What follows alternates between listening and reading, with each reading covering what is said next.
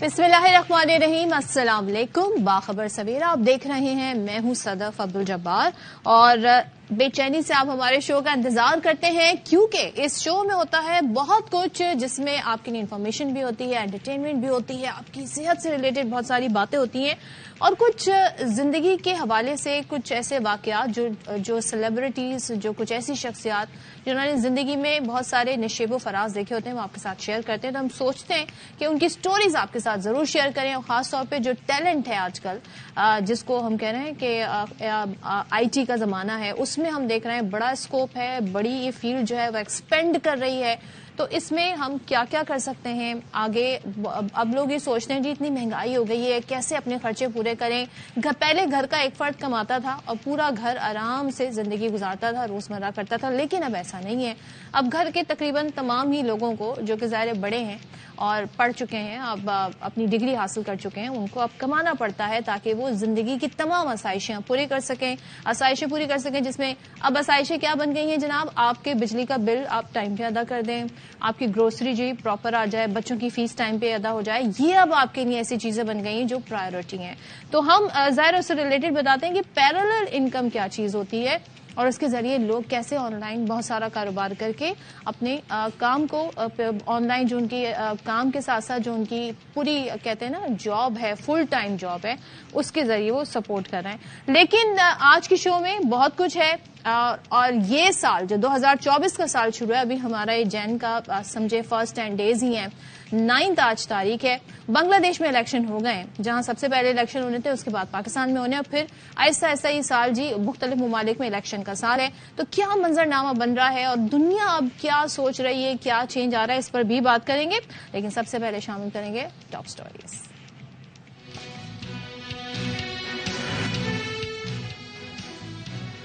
सियासतदानों के सर से ताहयात नाअहली की तलवार हट गई। सुप्रीम कोर्ट ने ताहयात नाअहली केस का फैसला सुना दिया।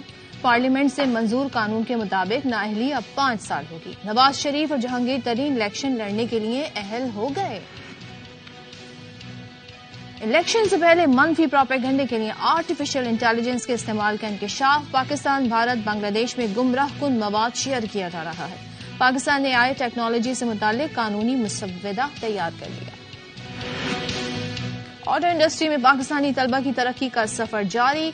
नस्ट फार्मूला 1 स्टूडेंट टीम की एक और बड़ी कामयाबी।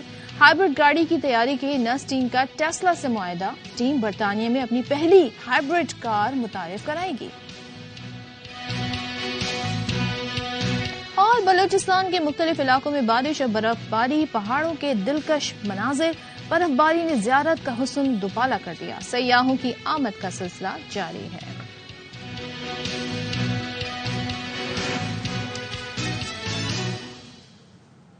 पाकिस्तान की जो सियासत है उसमें बहुत सारे ऐसे कानूनी मामलात बड़ी पेचीदा सूरत हाल इख्तियार कर लेते हैं, जिसका जिक्र मैं करूंगी। 2017 में जब पनामा केस हुआ तो उस वक्त 5 रुकनी बेंच था सुप्रीम कोर्ट का, उन्होंने फैसला दिया था नवाज शरीफ की ताहयात नाअहली से मुतालिक।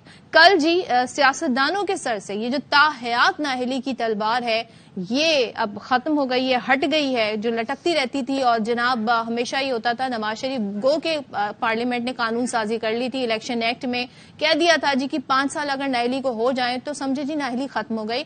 लेकिन बहुत सारे कानूनी माहिरीन की राय ये थी कि जब तक सुप्रीम कोर्ट, जिसने ये तशरीह की थी आइन की और जिसने ये फैसला दिया था कि 62(1)(f) के तहत नाअहली ताहयात होगी, जब तक वो इसको सेटिस्फाइड नहीं करेगी सूरत हाल को, तब तक वो नाअहली तस्वुर किया जाएंगे। अपनी अपनी राय थी, लेकिन कल ये फैसला आ गया है।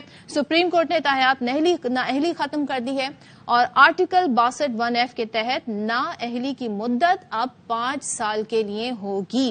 तो सुप्रीम कोर्ट ने इसका फैसला सुनाया। चीफ जस्टिस ऑफ पाकिस्तान काजी फायज ईसा ने फैसला सुनाते हुए आर्टिकल 62(1)(f) के तहत नाअहली कलअदम करार दे दी है। आर्टिकल 62(1)(f) को आइन से अलग करके अकेला नहीं पढ़ा जा सकता। ये रिमार्क्स से चीफ जस्टिस ऑफ पाकिस्तान के। चीफ जस्टिस की सरबराही में 7 रुकनी बेंच ने 6-1 से फैसला सुनाया है। जस्टिस याहिया आफरीदी की जानिब से फैसले से इख्तिलाफ किया गया है। सुप्रीम कोर्ट ने समीउल्लाह बलोच केस का फैसला ओवर रूल कर दिया।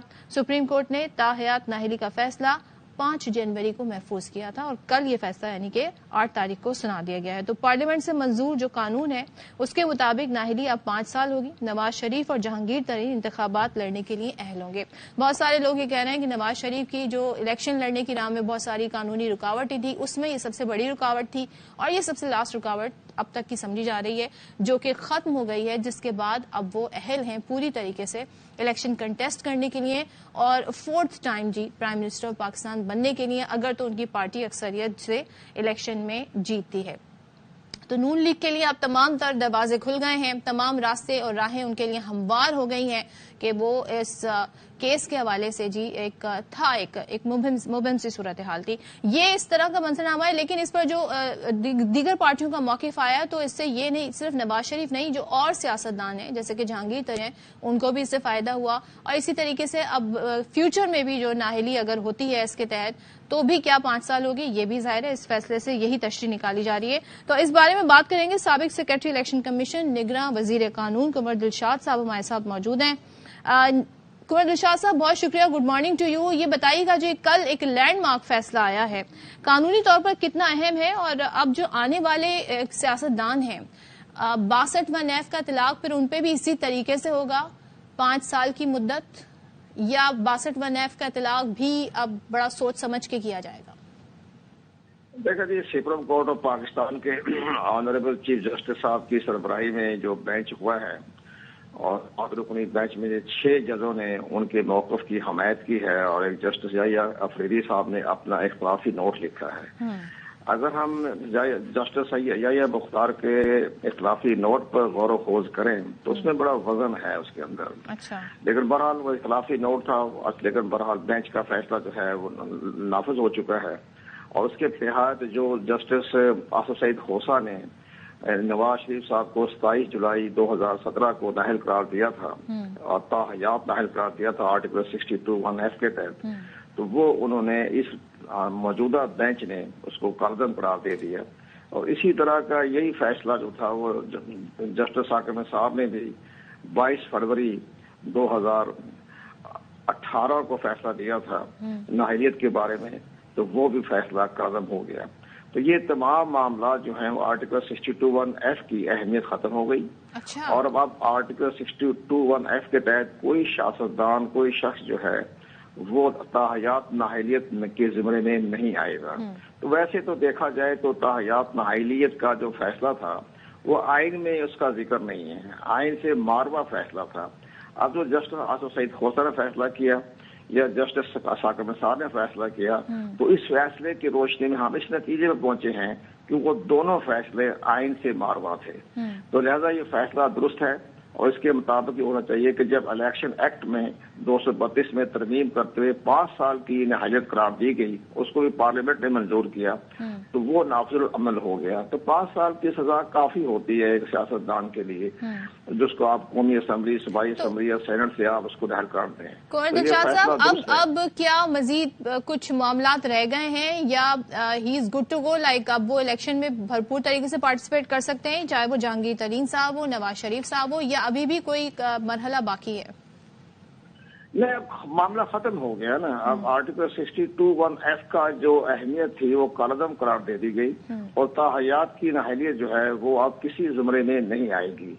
अब सिर्फ वो 5 साल की सजा जो इलेक्शन एक्ट के 232 में लिखा हुआ है उस पर अमल दरामद होगा। अब कोई भी सियासतदान अगर वो 5 साल की मुद्दत पूरी कर चुका है तो वो आइंदा के इंतखाबात में इस फैसले के बाद 5 साल की मुद्दत, या वो खुद 5 साल जब से उन्हें सजा हुई या जब से नाहली का फैसला अनाउंस हुआ वो 5 साल काउंट होंगे?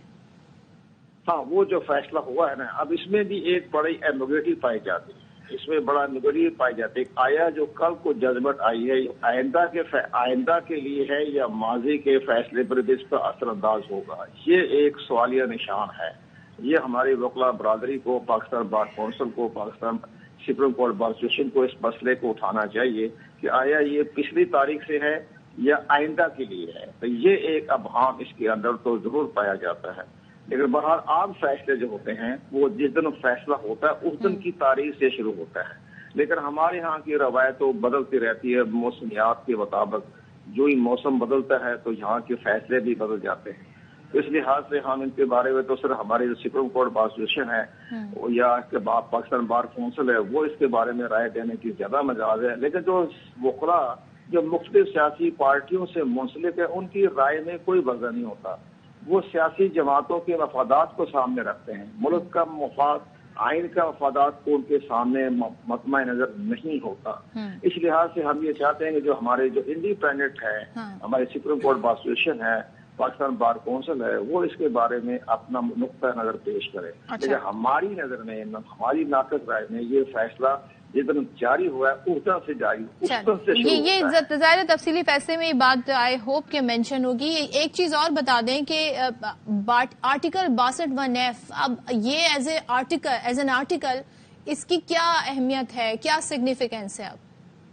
اب آرٹیکل 62(1)(f) کی تو اہمیت ختم ہو گئی نا، لیکن اس کے بارے میں ایک بڑی اہم ڈبیٹ یہ ہوگی کہ اس کو فیصلہ ان کو سپریم کورٹ کے بینچ کو یہ بھی فیصلہ قرار دینا چاہیے کہ ہم اس کو قرارداد قرار دیتے ہیں، لیکن اس کی توثیق جو ہے وہ پارلیمنٹ سے کروائی جائے، تو اس پر ایک آئین کی بالادستی ہو جاتی ہے۔ یہاں ایک سپریم کورٹ نے اپنی بالادستی برقرار رکھی، لیکن یہاں معاملہ ہوتا پارلیمنٹ کا، تو پارلیمنٹ نے ہی آئین کو ترمیم کرنا ہوتا ہے 2/3 میجارٹی سے۔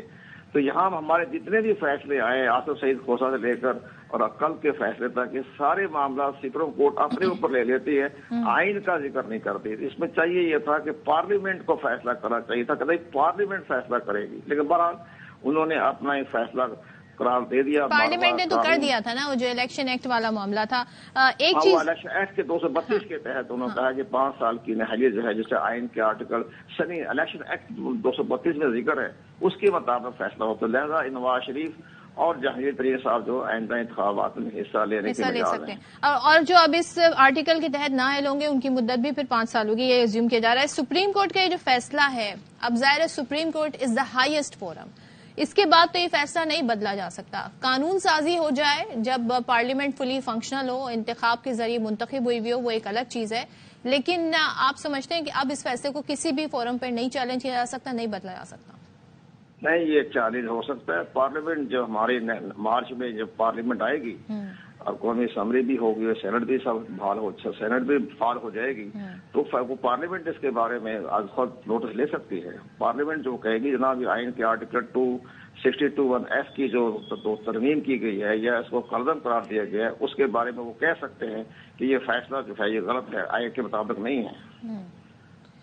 ٹھیک ہے، اور پارلیمنٹ بالادستی ہے، پارلیمنٹ فیصلہ کر سکتی ہے، پارلیمنٹ آج سر نو غور بھی کر سکتی ہے، کیونکہ جب بہت سارے ایسے ماضی میں واقعات بھی ہوئے ہیں جب ایک پارٹی نے، پیپلز پارٹی نے بھی اس خواہش کا اظہار کیا تھا جی 62(1)(f) کی یوٹیلائزیشن کے حوالے سے، بٹ وہ قانون سازی ہوئی، آئینی ترمیم بھی آئی، 18ویں آئینی ترمیم، مگر اس شق کو برقرار رکھا گیا۔ سو آپ سمجھتے ہیں کہ آئندہ مستقبل میں اس شق کا آئین میں گنجائش نظر آتی ہے آپ کو؟ ضروری ہے؟ مجھے تو نظر آ رہی ہے۔ اس میں سب سے بڑی اہم بات یہ ہے کہ 18ویں ترمیم میں بھی آرٹیکل 62(1)(f) کو برقرار رکھا گیا، آرٹیکل 63(1) کو برقرار رکھا گیا 18ویں امینڈمنٹ میں، جو آئین میں بڑی اہم ترمیم ہوئی تھی۔ اور بہت سب سے باقی تو آپ ٹھیک ہے کہ چلے ڈکٹیٹرانہ کے زمانے کی باتیں ہم نہیں کرتے، 8ویں ترمیم ہے یا 5ویں ترمیم ہے، لیکن سب سے بڑی اہم بات یہ 18ویں ترمیم میں اس کو رکھا گیا تھا آرٹیکل 62(1)(f) کے۔ تو اب جو آئندہ جو پارلیمنٹ آئے گی وہ غور کرے گی کہ جناب یہ آئین کے آرٹیکل جو ہوا ہے 62(1)(f) کو جو قرارداد قرار دیا گیا ہے ایک 6 رکنی بینچ، 7 رکنی بینچ نے اختلافی لوگوں کو چھوڑ کے، تو وہ ہم یہ کہہ سکتے ہیں کہ پارلیمنٹ اس پر غور کر سکتی ہے۔ پارلیمنٹ کہہ سکتے ہیں ہم آرٹیکل 62(1)(f) کی اور مزید تشریح کرتے ہوئے اس میں سزا کا تعین بھی کر سکتی ہے۔ ٹھیک ہے، تھینک یو سو مچ قمر دل شاہ صاحب، گفتگو کر رہے تھے اور ہم جاننے کی کوشش کر رہے تھے کہ اب کیا اس کے سارے امپلیکیشنز ہوں گے اس فیصلے کے۔ بڑا امپورٹنٹ لینڈ مارک یہ فیصلہ آیا ہے اور ایک تمام جماعتوں کا ملا جلا رد عمل ہے، لیکن mostly majority of the politicians وہ یہ سمجھتے ہیں کہ ٹیکنیکل گراؤنڈز پہ کسی کو تاحیات سیاسی ارینا سے باہر نہیں کرنا چاہیے۔ تو آگے بڑھتے ہیں، اب سیاسی ارینا سے نکل کے سیاسی میدان سے نکل کے موسم کی بات کرتے ہیں۔ گرم موسم چل رہا ہے سیاست میں، لیکن یہاں سردی ہے، ملک بھر میں شدید سردی ہے اور سردی بھی کڑاکے کی ہے۔ کل رات سے کراچی میں بھی کافی ٹھنڈ ہے، تو یہاں پر بھی جو سردی ہے اس نے اپنے اب کہتے ہیں نا اثرات دکھانے شروع کر دیے۔ تو پہلے ہم بات کر لیتے ہیں بلوچستان کی۔ جہاں کے مختلف حصوں میں سوچیں برف باری کا یہ منظر کتنا حسین لگ رہا ہے، لیکن جو وہاں رہ رہے ہیں وہ بتا سکتے ہیں کہ ان کو فیل کیسا ہو رہا ہے. تو برف باری اور بارش نے سردی کی شدت میں اضافہ کر دیا ہے، اور وادی زیارت میں برف باری نے خوبصورتی میں اضافہ کیا ہے. تو شہر میں بتایا جا رہا ہے اب تک 4 انچ، جبکہ پہاڑوں پر 6 انچ کے قریب برف پڑ چکی ہے. زیارت شہر اس کے گرد و نواح کے پہاڑوں کے دلکش مناظر سے قومی لوگ اور سیاح آف کورس، ظاہر ہے یہ وہ ٹائم ہوتا ہے جب کچھ لوگ تو واقعی بڑا انجوائے کرتے ہیں اسنو فال کو، وہ انتظار بھی کر رہے ہوتے ہیں. کچھ لوگوں نے زندگی میں پہلی بار ایکسپیرینس کیا ہوتا ہے. کوئٹہ، قلعہ عبداللہ، چمن، پشین، مستونگ، قلعہ سوراب میں بھی وقفے سے بارش ہو رہی ہے. سردی ہو بارش ہو تو بس آپ اندازہ لگا لیں کہ پھر کیا حالات ہوتے ہیں. روزمرہ کافی متاثر ہوتے ہیں، اور جب اگر ایسے آپ حالات میں رہ رہے ہوں جب گیس کی بھی لوڈ شیڈنگ ہو، بجلی کی بھی لوڈ شیڈنگ ہو، تو پھر بڑا مشکل ہو جاتا ہے. لیکن لوگ اپنے اپنے طریقے ڈھونڈ لیتے ہیں. آنکھ تاپنے کے طریقے ہوتے ہیں، لکڑیاں جلا لیتے ہیں کہیں پر اور جلدی سو جاتے ہیں. ظاہر ہے آپ کی ٹائمنگز، آپ کے معمولات زندگی بڑے مختلف ہو جاتے ہیں. کھانے پینے کے لوازمات بھی تبدیل ہو جاتے ہیں. گرم کھانے اور ظاہر ڈرائی فروٹس وغیرہ، سوپس وغیرہ، اور ان چیزوں پر فوکس زیادہ ہوتا ہے. مچھلی سیزن میں بہت ان ہوتی ہے، اور طرح طرح کی مچھلی بنائی جاتی ہے، گرلڈ بھی، سالن کے اندر بھی، اسٹیم والی بھی. تو بڑے لذیذ پکوان ہوتے ہیں. تو لوگ کہتے ہیں نا کہ فائدہ اس کا بھی اٹھا لیتے ہیں، تھوڑا ویٹ گین کر لیتے ہیں، لیکن وہ کہتے ہیں ہم نے اتنے کپڑے پہنے ہوئے ہوتے ہیں، جیکٹس پہنی ہوتی ہیں، تو ہم نہیں، ہمیں پتا چل رہا ہے. تو اچھا، اب ہم دنیا بھر کی بھی بات کر لیتے ہیں کہ دنیا میں کیا حالات ہیں. ایکسٹریم ویدر کنڈیشنز کا سامنا ہے، اس لیے کہ جو کلائمیٹ چینج ہے، جو انوائرمنٹل چینج ہے، اس کی وجہ سے بھی ہم دیکھ رہے ہیں اگر طوفان آتے ہیں، سیلاب آتے ہیں، تو ان کا جو لیول ہوتا ہے بڑا ہائی لیول ہوتا ہے. تو ٹھنڈ ایسی کہ آبشار کو بھی بریک لگ جائے. آبشار کنٹینیوسلی ایک فلو میں بہتے رہتے ہیں، لیکن اگر ایسی ٹھنڈ ہو کہ آبشار بھی بریک لگ جائے تو وہ ایسا خوبصورت منظر پیش کرتے ہیں. تو جھیلیں جم گئی ہیں، اور یہ کہاں ہو رہا ہے؟ یہ ہو رہا ہے چائنا میں. چین کے مختلف علاقے میں خون جما دینے والی سردی ہے، اور قدرت کے حسین برفانی نظارے بھی سامنے آ گئے. صوبہ شینڈونگ میں سرد موسم نے آبشار کو برف بنا دیا ہے. دیز آر دا منظرز، بہت خوبصورت لگ رہے ہیں، اور یہ بھی اپنے آپ میں ایک زبردست. لوگ یہاں جائیں گے لیکن کیسے مینج کریں گے، دیٹس ویری ڈیفیکلٹ. یہاں پر ہمارے لیے مینج کرنا. I am good, how are you doing? کیسے ہیں؟ میں ٹھیک ہوں.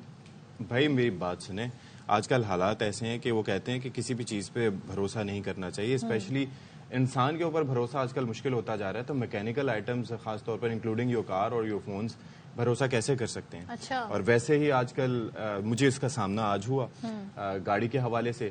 لیکن اگر دیکھا جائے تو موبائل فون کے حوالے سے بات کریں تو آپ اے آئی کی مدد لے لیتے نا. اچھا، میری گاڑی چونکہ میں پاکستان میں ہوں تو آپ اپنے موبائل سے کچھ ایسی انفارمیشن لے لیتے. ہاں، لیکن جس جگہ پہ میں موجود تھا صدف عبدالجبار، اگر میں وہاں سے اے آئی سے انفارمیشن لینے کی کوشش کرتا تو مجھے لگتا ہے کہ کوئی بھائی آ کے مجھے اس وقت مدد کر دیتا اور فون سے بھی میں محروم ہو جاتا. یعنی کہ بھائیوں کی ٹائمنگ اتنے فاسٹ ہے کہ وہ اے آئی کو بھی پیچھے چھوڑ دیا. ہاں، آپ کو پتا ہے کہ بھائی تو آپ کو کہیں پر بھائی سے ان کی مراد جو بھی ہے، میں اس کا حصہ نہیں ہوں. نہیں، آپ کراچی میں رہتے ہو، آپ کو پتا نہیں کون سے بھائی آتے ہیں، بائکس پہ آتے ہیں اور پھر اچانک سے میرا کوئی تعلق نہیں. یہ ہیں کراچی کی معصوم شہری جن کا کبھی، ویسے آپ کے ساتھ کبھی سنیچنگ کا واقعہ ہوا؟ الحمدللہ نہیں ہوا. دیکھیں میں اپنا موبائل فون باہر نکالتی ہی نہیں جب میں باہر جاتی ہوں. ہاں، لیکن بات یہ ہے کہ اب دیکھیں کئی ویسے چیزیں ہوتی ہیں جو ہمیں، جس سے ہم مدد لے سکتے ہیں، جس سے ہم کافی چیزیں سارٹ کر سکتے ہیں. لیکن دنیا بھر میں جو پروپیگنڈاز ہوتے ہیں، دنیا بھر میں جو چیزیں ہوتی ہیں، اے آئی کے حوالے سے آج کل کافی آرٹیفیشل انٹیلیجنس کے حوالے سے، آج سے نہیں بلکہ مجھے یاد پڑتا ہے گزشتہ 10 سال سے یا اس سے پہلے سے. جو بچہ ہے ابھی وہ پوری طرح بڑا نہیں ہوا. لیکن میں جو عرض کر رہا ہوں ہے یہ چکر کہ آج سے تقریباً 10-12 سال پہلے سے ہالی ووڈ کی جب موویز ہوتی تھی تو اس کے اندر ہم دیکھتے تھے کہ کوئی سپر کمپیوٹر ہے، کوئی اے آئی کا ایسا سافٹ ویئر ہے جو پوری دنیا کو کنٹرول کر رہا ہے. وہ آپ کو یاد ہوگا جو بڑی مشہور و معروف آرنولڈ شوازنیگر کی جو مووی، وہ ایک سیریز تھی، اس کے اندر بھی اس کا کانسیپٹ دیا گیا تھا کہ سپر کمپیوٹرز کس طریقے سے کنٹرول کرتے ہیں پوری دنیا کو. دس از دا فیوچر. اب اے آئی آ چکا ہے تو اس کے جہاں پر پازیٹیو استعمال ہو رہے ہیں، وہاں پر کچھ نیگیٹو چیزیں بھی ہیں، بہت ساری متس بھی ہیں اس حوالے سے. تو اس کے اوپر کام کرنے کی ضرورت ہے. امریکن الیکشنز کا ٹائم آپ کو یاد ہوگا. امریکن الیکشن میں تو وہ جو ای میل اور رشین اور سارا فیس بک والا معاملہ تھا، آپ کو یاد ہوگا. لیکن ابھی بنگلہ دیش میں الیکشن ہوئے اور دنیا کی تاریخ میں پہلی بار بتایا جا رہا ہے کہ ایک ہی سال میں ایک ہی سال میں کئی ممالک میں انتخابات ہونے جا رہے ہیں. لیکن ہوا کیا ہے کہ یہاں پر یہ کہا جا رہا ہے کہ جی اے آئی کا استعمال کر کے بڑے پیمانے پر دھاندلی ہوئی ہے اور مصنوعی ذہانت کے ذریعے گمراہ کن خبریں شیئر کی گئیں. کیسے دھاندلی ہوئی؟ پری پول ریگنگ جسے کہا جاتا ہے نا, یہ پہلے سے پہلے لوگوں کا ذہن بنا دینا اور ایسے مواد شیئر کرنا جو کہ ایک پارٹی کو سپورٹ کرتے ہوں, دوسری کے اگینسٹ ہو, اور وہ شاید فیک بھی ہو, غلط بھی ہو, اس طرح کی نیوز. صدر عبدالجبار, حسینہ واجد صاحبہ ماشاءاللہ سے ایک ایسی خاتون ہیں, اب 81 برس کی ہو جائیں گی جب ان کی ٹرم کمپلیٹ ہوگی, اور 2009 کے بعد سے وہ بنگلہ دیش کی پریمیئر رہی ہیں, اور خالدہ ضیاء صاحبہ کو موقع نہیں ملا, ان کے صاحبزادے کو اریسٹ بھی کروا دیا تھا. لیکن چکر یہ تھا کہ انہوں نے یہ جو اے آئی کا ساتھ لیا ہو وہ تو اپنی جگہ ہے, لیکن جس طریقے سے انہوں نے اپنے مخالفین کے گرد گھیرا تنگ کر کے ان کو جیلوں میں بند کیا, ان کو بالکل اچھا ہوا کیا کہ جی یہ بھی کہا جا رہا ہے کچھ گمراہ کن ویڈیوز بھی سامنے آئی, بھارت کے حوالے سے باتیں کی جا رہی ہیں, تو یہ کیا واقعی ایسا ہو سکتا ہے اتنے بڑے پیمانے پہ الیکشن جی ان کو متاثر کیا جا سکتا ہے؟ اسی حوالے سے ہمارے ساتھ اس وقت بات کرنے کے لیے موجود ہیں Muhammad Umair Arif, P H D artificial intelligence expert ہیں. جی تھینک یو سو مچ, بہت شکریہ آپ کا. ذرا سا ہمارے ناظرین کو آسان لفظوں میں بتا دیں کہ what is artificial intelligence in terms of like rigging and all that propaganda stuff. صحیح. پہلے تو میں جنرل اندازہ بتا دوں کہ آرٹیفیشیل انٹیلیجنس ہوتی کیا ہے, رائٹ؟ کیونکہ جس طرح نارمل انٹیلیجنس ہے ہمارے اندر, ہیومنس کے اندر, ہم لوگ بات کر سکتے ہیں, ہم دیکھ سکتے ہیں, ہم کوئی بھی انفارمیشن ایکسٹریکٹ سمجھ کے پریزنٹ کر سکتے ہیں. یہی کام اگر آپ کمپیوٹر سافٹ ویئر سے کروانا شروع کر دیں تو اس کا مطلب ہے یہ ہوگی آرٹیفیشیل انٹیلیجنس, رائٹ؟ کہ آپ یعنی کہ کمپیوٹر بات کر سکتا ہے, کمپیوٹر آپ کو چیٹ جی پی ٹی سے انفارمیشن دے سکتا ہے, یا پھر میں نے اگر گھر پہ بیٹھ کے ممک کر سکتا ہے, یس میں نے اگر ویڈیو بنائی اپنی, تو اس طرح اگر کوئی کمپیوٹر سافٹ ویئر یہ کام کر دے کہ آپ کی ویڈیو بنا دے اور اس میں آپ کی ہی زبان بول دے, تو ایکچولی ہیومن انٹیلیجنس سے پھر وہ آپ آرٹیفیشیل انٹیلیجنس کی طرف چلے جاتے ہیں. تو اصل میں جو ہمارا جو ڈیولپمنٹ کا ایرا ہے, ٹیکنالوجیکل ایرا ہے, اس کے اندر آپ دیکھیں کہ پہلے جو مس انفارمیشن تھی اس میں جس طرح ہوتا ہے نا, رومرز ہوتے تھے کہ آپ نے کسی کو بتا دیا, کیونکہ ظاہر کمیونیکیشن چینلز اتنے غلط خبریں جنگل میں آگ کی طرح پھیلتی, جنگل کی آگ کی طرح, بالکل, یعنی ہیومن ٹو ہیومن کمیونیکیشن ہوتا تھا. اس کے بعد پھر آپ کے پاس جب فون آئے, پھر یعنی پروپیگینڈا کے ڈفرینٹ ٹولز آنا شروع ہوئے, جس طرح ٹی وی وغیرہ یوز ہوئے, اس کے ذریعے ہونا شروع ہوا. پھر سوشل میڈیا آیا جس کے ذریعے بہت ساری انفارمیشن بہت ساری طریقوں سے آگے پھیلانا شروع ہو گئی. تو اب جو یہ کرنٹ دور ہے یہ ڈیپ فیکس کا دور کہلاتا ہے, کہ جس میں کیا ہو رہا ہے کہ آرٹیفیشیل انٹیلیجنس اس لیول پہ پہنچ گئی کہ پہلے تو چلو میں ویڈیو بنا کے جھوٹ بولتا تھا یا سچ بولتا تھا یا جو بھی اپنی پوائنٹ آف ویو پریزنٹ کرتا تھا, لیکن اب میری ویڈیو کوئی اور بنا کے اور میرے الفاظ کی جگہ اپنے الفاظ کو ڈال کے وہ اس کا ہم نے مظاہرہ دیکھا یوکرین وار کے دوران. انیشیل لیول پر ان کے جو صدر تھے ان کی ایک ویڈیو ڈیپ فیک بنا کے بھیج دی گئی کہ جی وہ جس میں شکست تسلیم کر رہے ہیں. اسی طریقے سے آپ کو یاد ہوگا پاکستان کے حوالے سے وہ EU ڈس انفو لیب نے وہ جو بے نقاب کیا تھا, وہ پورا انڈیا کا نیٹ ورک. اب یہ جو سلسلہ ہے, یہ جو الیکشنز کے اوپر اثر انداز ہونے والا, یہ کیوں کر ممکن ہے؟ اور ظاہر ہے کہ جب کوئی چیز ایسی آتی ہے تو انیشلی لوگوں کو سمجھ نہیں آتی, لیکن بعد میں اس کو کاؤنٹر کرنے کے ٹولز بھی یوز ہوتے ہیں. تو کیا گورنمنٹس یا انٹرنیشنل لیول پہ اس حوالے سے سوچا جا رہا ہے کہ کیسے اس چیز کو کاؤنٹر کیا جائے؟ Are we well equipped? ہاں دیکھیے, سب سے بڑا مسئلہ تو یہ کہ ہمیں سمجھنا ہے کہ اے آئی ٹیکنالوجی کتنی ڈیپ بلڈ ہو چکی ہے نا. لائک فار ایگزامپل جس طرح ہم پریڈکشن کرتے ہیں نا, یعنی فار ایگزامپل میں پریڈکٹ کرتا ہوں کہ یار فلاں کام ہوگا, اب میری پریڈکشن کسی انفارمیشن کی بیسس پہ ہوتی ہے. ایگزیکٹلی. اب فیس بک کے پاس اگر میرے پاس سارے پاکستان کے لوگوں کا ڈیٹا موجود ہے تو وہ جنرلی زیادہ بہتر پریڈکٹ کر سکتا ہے کہ کیا ہو رہا ہے, تو وہ اے آئی کے ذریعے فاسٹر وے میں کر سکتا ہے. اور آپ نے کیمبرج انالیٹیکا شاید آپ لوگوں نے نام سنا, وہ باقاعدہ ایک آرگنائزیشن تھی لنڈن میں جس کو بند کیا گیا, جس نے بریکسٹ کے اندر اور ٹرمپ کی الیکشنز کے اندر باقاعدہ کیا کیا تھا کہ اس نے اسکریپ کیا ڈیٹا اور بولا بھائی یہ وہ لوگ ہیں جو کہ ہلری کے فیور میں ہیں اور یہ وہ لوگ ہیں جو کلنٹن کے فیور, ٹرمپ کے فیور میں, اور یہ جو بیچ کے لوگ ہیں نا they are still not sure about it. تو انہوں نے ٹارگیٹڈ ایڈز دکھائے کہ وہ پرو ٹرمپ ہونا شروع ہو جائیں. سروے تو بڑا میٹر کرتا ہے, تو بہت زیادہ میٹر کرتا ہے. تو اگر فار ایگزامپل مجھے کنٹینیوسلی ایڈ آتا رہے کہ یار ہلری کلنٹن بری ہے ایون دو شاید میں اتنا اگینسٹ نہ ہوں اس کے, لیکن اگر میرے فیس بک پہ ہر 2 منٹ بعد ایک ایڈ آ جائے, یہ ویسے ہی ہے بالکل کہ جیسے ہمیں کہا جاتا ہے نا کہ یہ آپ کے اختیار میں ہے کہ آپ کمپنی کون سی چوز کریں, لیکن آپ اس سے اثر انداز نہ ہو, یہ آپ کے اختیار میں نہیں ہوتا. تو same goes for the social media. اس کو کیسے کاؤنٹر کر سکتے؟ اچھا, ابھی کرنٹ سچویشن یہ ہے کہ جو ڈیپ فیکس ہیں اس کو مطلب اے آئی کے ذریعے کاؤنٹر نہیں کیا جا سکتا. کرنٹلی سچویشن یہ کہ وہ ابھی تک ہیومن ڈیپینڈنسی ہی ہے. لائک ہم فار ایگزامپل اگر کوئی ڈیپ فیک آتی ہے تو ہم یہ دیکھتے ہیں کہ اس کی سورس کیا ہے, ہم یہ دیکھیں گے کہ اس کے اندر کوئی لائٹنگ ایشوز تو نہیں ہے, یعنی جو فورینسک اسٹائل ہوتے ہوئے بھی کافی چیزیں بولتے ہوئے بھی کچھ چیزیں, کیونکہ ابھی ڈیپ فیک اس لیول پہ نہیں پہنچا, لیکن اسٹل وہ اتنا افیکٹ کریٹ کر پا رہا ہے. جس طرح آپ نے رشین پریزیڈنٹ کی بات کی, ابھی سلوواکیہ کے اندر بھی یہی ہوا کہ ایک ڈیپ فیک لانچ ہوا اور اس کے ذریعے جو ہے وہ بہت بڑا امپیکٹ کریٹ ہوا. اور انفیکٹ ہوتا یہ ہے کہ ملٹیپل جگہوں پہ, لائک فار ایگزامپل ہمارے پاس جو کل پرسوں جو انٹرنیٹ کا آؤٹیج تھا, تو اب مطلب فار ایگزامپل آپ نے ڈیٹا لیا اور اس کی بیسس پہ میں چاہ رہا ہوں کہ میں اویلیبل نہیں ہوں, تو میں چاہ رہا ہوں کہ لیکن میری ویڈیو آ جائے تاکہ میرے جو فالوورز ہیں وہ سن لگ سکیں, تو I can use deep fake to do that as well. تو کائنڈ آف لائک مطلب کوئی اور بھی یوز کر سکتا ہے اور میں بھی اس کے اندر ایک اور پہلو یہ بھی ہے, اس کے بارے میں چاہوں گا کہ آپ کچھ ہو سکتا ہے, کیونکہ دیکھیں اگر ڈیپ فیک آ گئی, اب اس کے اندر یہ ہے کہ آپ اس کو کاؤنٹر کر سکتے ہیں, لیکن کتنے لوگ اس کو شیئر کر رہے ہیں, کتنے لوگ اس سے متاثر ہو رہے ہیں, ایک ایک کو جا کے تو اس کے پھیلاؤ کو روکنے کے لیے کچھ کیا جا سکتا ہے. دیکھیں پھیلاؤ کو مسئلہ یہ ہے کہ جو سوشل میڈیا کا اور جو وائرالٹی کا دور ہے اس کے اندر سب سے بڑا چیلنج یہ ہے کہ جب تک آپ روکنا شروع کریں گے اس وقت تک وہ millions of what's app groups میں جا چکا ہوگا, ملینز آف ویوز ہو چکے ہوں گے اس کے, تو that is why it is very difficult. یعنی ابھی ایگزیکٹلی تو جو سوشل میڈیا ہے نا وہ ایکچولی اے آئی کا ایک وہ ہے انجن بن گیا ہے. یعنی اگر فار ایگزامپل میں نے آئسولیٹڈ ویڈیو بنائی ہوتی تو وہ اگر وائرل نہیں ہوتی تو اس کو پکڑنا آسان تھا. پھر کیا چائنا والا کام کر لیں, فائر وال کے پیچھے چلے جائیں؟ کیا ہوتا ہے کہ آپ انٹرنیٹ بند, یعنی اب ہوتا ہے کہ کنٹریز باقاعدہ انٹرنیٹ بند کرتے ہیں. وائی؟ بیکاز کہتے ہیں کہ بھائی اس کی وائرالٹی کو روکنے کا ایک ہی طریقہ ہے. کیوں؟ کیونکہ فار ایگزامپل سچ اور جھوٹ کا تو بعد میں ڈسکشن ہوگا نا کہ یہ سچی ہے یا جھوٹ. انٹرنیٹ بند کرنا بھی تو سولوشن نہیں, تو آپ کے وہ ہیومن رائٹس وائلیشن میں آ جاتا ہے. دوسرے ایکسیس ٹو انفارمیشن لوگوں کا رائٹ ہے. ایک چیز میں یہ جاننا چاہ رہی تھی کہ بہتر نہیں کہ اس کو ٹرانسپیرنٹ, جیسے کہ ایلون مسک بھی بات کرتے ہیں کہ اس کو ریگولیٹ کرنے کی ضرورت ہے, تو وہ ریگولیشن پہ کام ہو رہا ہے؟ دیکھیں ریگولیشنز پہ تو بہت دنیا میں کام ہو رہا ہے, اور انفیکٹ ابھی یو ایس اور یو کے میں بھی الیکشنز ہیں, تو وہاں بھی ایک میجر ڈسکشن یہی والی ہے کہ یار ریگولیٹ کرو.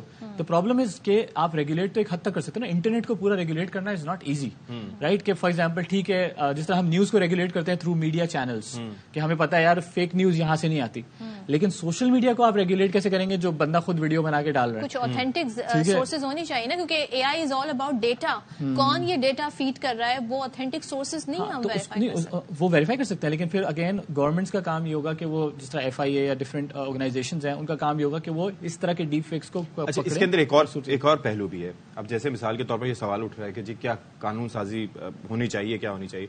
تو پوائنٹ از برطانیہ کی مثال لے لیں, وہاں پر وہ ایگزسٹنگ لاز جو ہیراسمنٹ کے ہیں فار نارمل پیپل وہی انہوں نے سوشل میڈیا پر بھی امپلیمنٹ کی ہیں, وہی ڈیجیٹل میڈیا پہ بھی, وہی اے آئی کو جس طریقے سے یوز کر کے اس کو مینیپولیٹ کیا جاتا ہے ان لوگوں کے لیے بھی وہی کیا جاتا ہے, اور ان کو ٹریس اینڈ ٹریک کیا جاتا ہے. تو کیا دنیا بھر میں اس پیٹرن کو فالو کیا جائے گا یا کوئی اور طریقے اس کو نہیں؟ وہ کرا تو جا رہا ہے, یعنی they are trying their best, لیکن انفارچونیٹلی وہ بھی نہیں کر پا رہے. اس کی وجہ یہ capacity. For example what's app کے اوپر میسجز کسی نے مجھے کیے, اس کے میں نے کاپی بنائی اور اسکرین شاٹس بنا کے ڈفرینٹ جگہوں پہ دے دیے, تو how will you verify that until unless کہ آپ اس بندے کو اٹھائیں, پھر واٹس ایپ کی اس کی ہسٹری نکالیں, ساتھ بٹھائیں, انٹرنیٹ کے دیکھیں, پرانی چیٹس نکالیں, اب تو ڈیلیٹ بھی ہو سکتا ہے, سب چیزیں ہو سکتی ہیں. تو اتنا مطلب وہ تو بہت سیف ہو گیا نا, اور دنوں تک ہو گیا, بہت سیف ہو گیا وہ. تو اس کا مطلب یہ ہے کہ ٹیکنالوجی رائٹ ناؤ ابھی ہمارے پاس کاؤنٹر ٹیکنالوجی اتنی اچھی نہیں ہے ٹو بی آنیسٹ انٹرنیشنلی بھی کہ اس پرابلم کو سالو کر سکے. جتنا گورنمنٹس کر رہی ہیں کہ ڈیجیٹل لٹریسی بڑھائی جائے, یعنی آپ کے پاس اگر واٹس ایپ ویڈیو آئے تو پلیز اس پہ ٹرسٹ نہ کریں. یہ سب سے امپورٹنٹ بات ہے کہ آپ اصل مسئلہ ہوتا ہے نا کہ کنفرمیشن بائس ایک چیز ہوتی ہے. یعنی مجھے اگر میرا لیڈر یہ بات کر رہا ہے یا فلاں چیز ہو رہی ہے یا مجھے کوئی بندہ پسند نہیں ہے اور اس نے کوئی الٹی بات ایک دم سے نظر آ گئی تو میں فوراً شیئر مانوں گا. وائی؟ بیکاز مجھے اس سے ویسی نفرت ہے, اور بھلے وہ سچا ہے یا جھوٹا ہے میں نے اس کو شیئر کرنا. یعنی کہ ایسا بھی ہو سکتا ہے کہ کوئی دو کنٹیسٹنٹ ہیں, ایک کہہ دے جی میں اس کے حق میں ودرا کر رہا ہوں, اور جبکہ ایکچولی وہ نہ کر رہا ہوں, تو یہ لوگوں کو انفلوئنس نہیں. اور اس کے اندر یہ اگر ڈومیسٹک لیول پہ دیکھیں یہ کہ وہ فیملیز کے لیے بھی یہ چیز بڑی خطرناک ہو سکتی ہے. کسی کی ویڈیو جاری کر دی, اس کے بعد وہ بندہ بیٹھ کے کس کو سمجھائے گا. آپ نے دیکھا تھا وہ ڈیپ فیک کے حوالے سے کسی اداکارہ کی بھی ویڈیو انڈیا میں اس طریقے سے آئی تھی, تو پھر وہ بتاتی پھر رہی تھی کہ بھائی یہ میں نہیں تھی. لیکن ایک چیز میں یہاں کہنا چاہوں گی, بہت ساری چیزیں مت ہیں. کچھ لوگ سمجھتے ہیں جی اے آئی ہمارا مائنڈ پڑھ سکتا ہے, ایسا نہیں ہے. جو ڈیٹا آپ نے پرووائڈ کیا ہے, چاہے وہ آپ نے کسی ایپ کے تھرو کیا ہے, اپنی انفارمیشن شیئر کی ہے, وہی ڈیٹا ان کے پاس. بالکل. دیکھیں نا آپ نے سنا ہوگا کہ بھائی ہم دونوں باتیں کر رہے تھے اور ایک دم سے فیس بک پہ ایڈ آ گیا, تو یار فیس بک کا کیسے پتہ چل گیا؟ فیس بک کا وہ مائک آن ہے, ٹھیک ہے, وہ مائک آن ہوتا ہے فیس بک سے, آپ کی وائس ریکگنیشن ہو رہی ہے, وائس ریکگنیشن کی بیسس پہ وہ ایڈز نکالتا ہے اور آپ کو ایڈز دکھا دیتا ہے, ٹھیک ہے. تو اگر آپ اپنی ایپس کی سیٹنگز میں جا کے اس کو بند کریں گے تو لیکن ایک چیز میں نے دیکھی ہے عمیر, آپ یہ سوچیے کہ میں حیران ہوں, تو کئی جگہ جا کے نا اب تھوڑا سا اس بارے میں آگاہی حاصل ہوئی ہے, تو میں جا کے ان کی انفارمیشن چیک کرتا ہوں ایپس کی, اور اس کے اندر میں دیکھتا ہوں ان کو میرے فوٹوز تک ایکسیس حاصل ہے, ان کو مائک تک ایکسیس حاصل ہے, اس کو ہر چیز کیمرے تک ایکسیس حاصل ہے. تو میں سوچ رہا تھا اچھا وہ ایسی ایپس ہیں کہ جن کا بظاہر اس چیز سے کوئی تعلق ہی نہیں بنتا, ٹھیک ہے, تو یہ اس کو اچھا, لیکن ایک وجہ اس میں یہ بھی ہے کہ کئی جگہوں پر ایسا ہوتا ہے کہ اگر آپ اس ایپ کی وہ ایپ ہے بھی امپورٹنٹ, اگر آپ اس کو ایکسیس بند کر دیں گے تو وہ ایپ کام ہی نہیں کرے گی. اس کا کیا کریں پھر؟ اس کا فی الحال ابھی آپ کچھ بھی نہیں کر سکتے. مطلب مسئلہ یہی ہے کہ پہ لگائیں فون پہ, کیا کریں وہ جیسے مارک زکربرگ ریگولیشن. دیکھیں ریگولیشن اگین یہ اسٹیٹ کا کام ہے کہ وہ کون سی ایپس کو الاؤ کرتی ہے, کون سی ایپس کو الاؤ نہیں کرتی. جیسے آپ نے سنا ہوگا چائنا میں آپ واٹس ایپ نہیں چلا سکتے یا ملٹیپل چیزیں نہیں چلا سکتے. تو آپ کے پاس آئیڈیلی یہ ہونا چاہیے کہ ریاست جو ہے وہ ریگولیشنز کرے کہ بھائی کون سب. جب آپ نے سنا ہوگا بیچ میں وہ لون والی ایپس آئی تھی جس میں اتنے لوگوں کے ساتھ اسکیم ہوا تھا, ٹھیک ہے, تو اب ریاست نے بند کرا تو اب آپ کو نہیں نظر آ رہی. تو مطلب یہ پھر اسٹیٹ کو ایک چیز مجھے رول پلے کرنا. ایک آگے کی چیز, وہ ابھی ہم ای وی پہ کافی بات کر رہے تھے نا, الیکٹرانک ووٹنگ مشینز پہ, کہ وہ ہونی چاہیے تھی. آپ کو لگتا ہے کہ جس ہمارے پاس تو ظاہر ہے کہ سائبر سیکورٹی اینڈ سیفٹی کا اتنا ایک میکینزم ہے ہی نہیں, تو کیا وہ اگر ہوتی تو وہ کافی حد تک اس کو سائبر اٹیک یا اس کے ذریعے کسی طرح کے ہیک ہو سکتے ہیں؟ دیکھیں ملٹیپل چیزیں نا, ایک تو انہوں نے بولا تھا کہ وہ آف لائن کریں گے تو اگر اس کو انٹرنیٹ سے کنیکٹ نہ کرے تو سائبر اٹیکس کمپیریٹیولی وہ ہو جاتے ہیں, لیکن آپ لوکل نیٹ ورکس بنا دیں.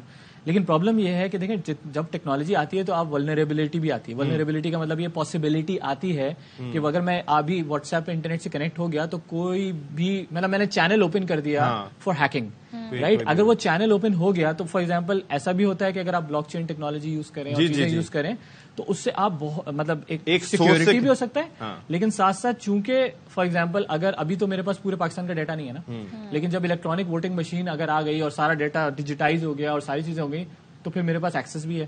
تو آن دا فلپ سائڈ اگر میں واقعی ہیک کر پایا, چیزیں چینج کر گیا, تو میں پورا کا پورا ایک بٹن سے پورے کے پورے الیکشن ریزلٹ چینج کر سکتے ہیں, رائٹ. تو you have to be careful کہ یار ٹیکنالوجی کیسے لینی ہے, کہیں نہ کہیں تو مجھے کنیکٹ کرنا ہے. اس کے طریقے ہوتے ہیں کہ ملٹیپل سیکورٹی لیئرز ہوتی ہیں, ملٹیپل اس کے پروسیسز ہوتے ہیں جس کے ذریعے آپ اسٹرینتھ کرتے ہیں. ایسا بھی نہیں ہے جیسا فار ایگزامپل اگر پہلے آپ کو سنا ہوگا فیس بک کے بہت زیادہ آئی ڈیز آرام سے ہیک ہو جاتے تھے, اب نہیں ہو رھے, جی میل کے ہو جاتے تھے, اب نہیں ہو رہے, تو انہوں نے ملٹیپل ویریفیکیشنز ایڈ کیے ہیں. تو this is how you try to save technology from all these things.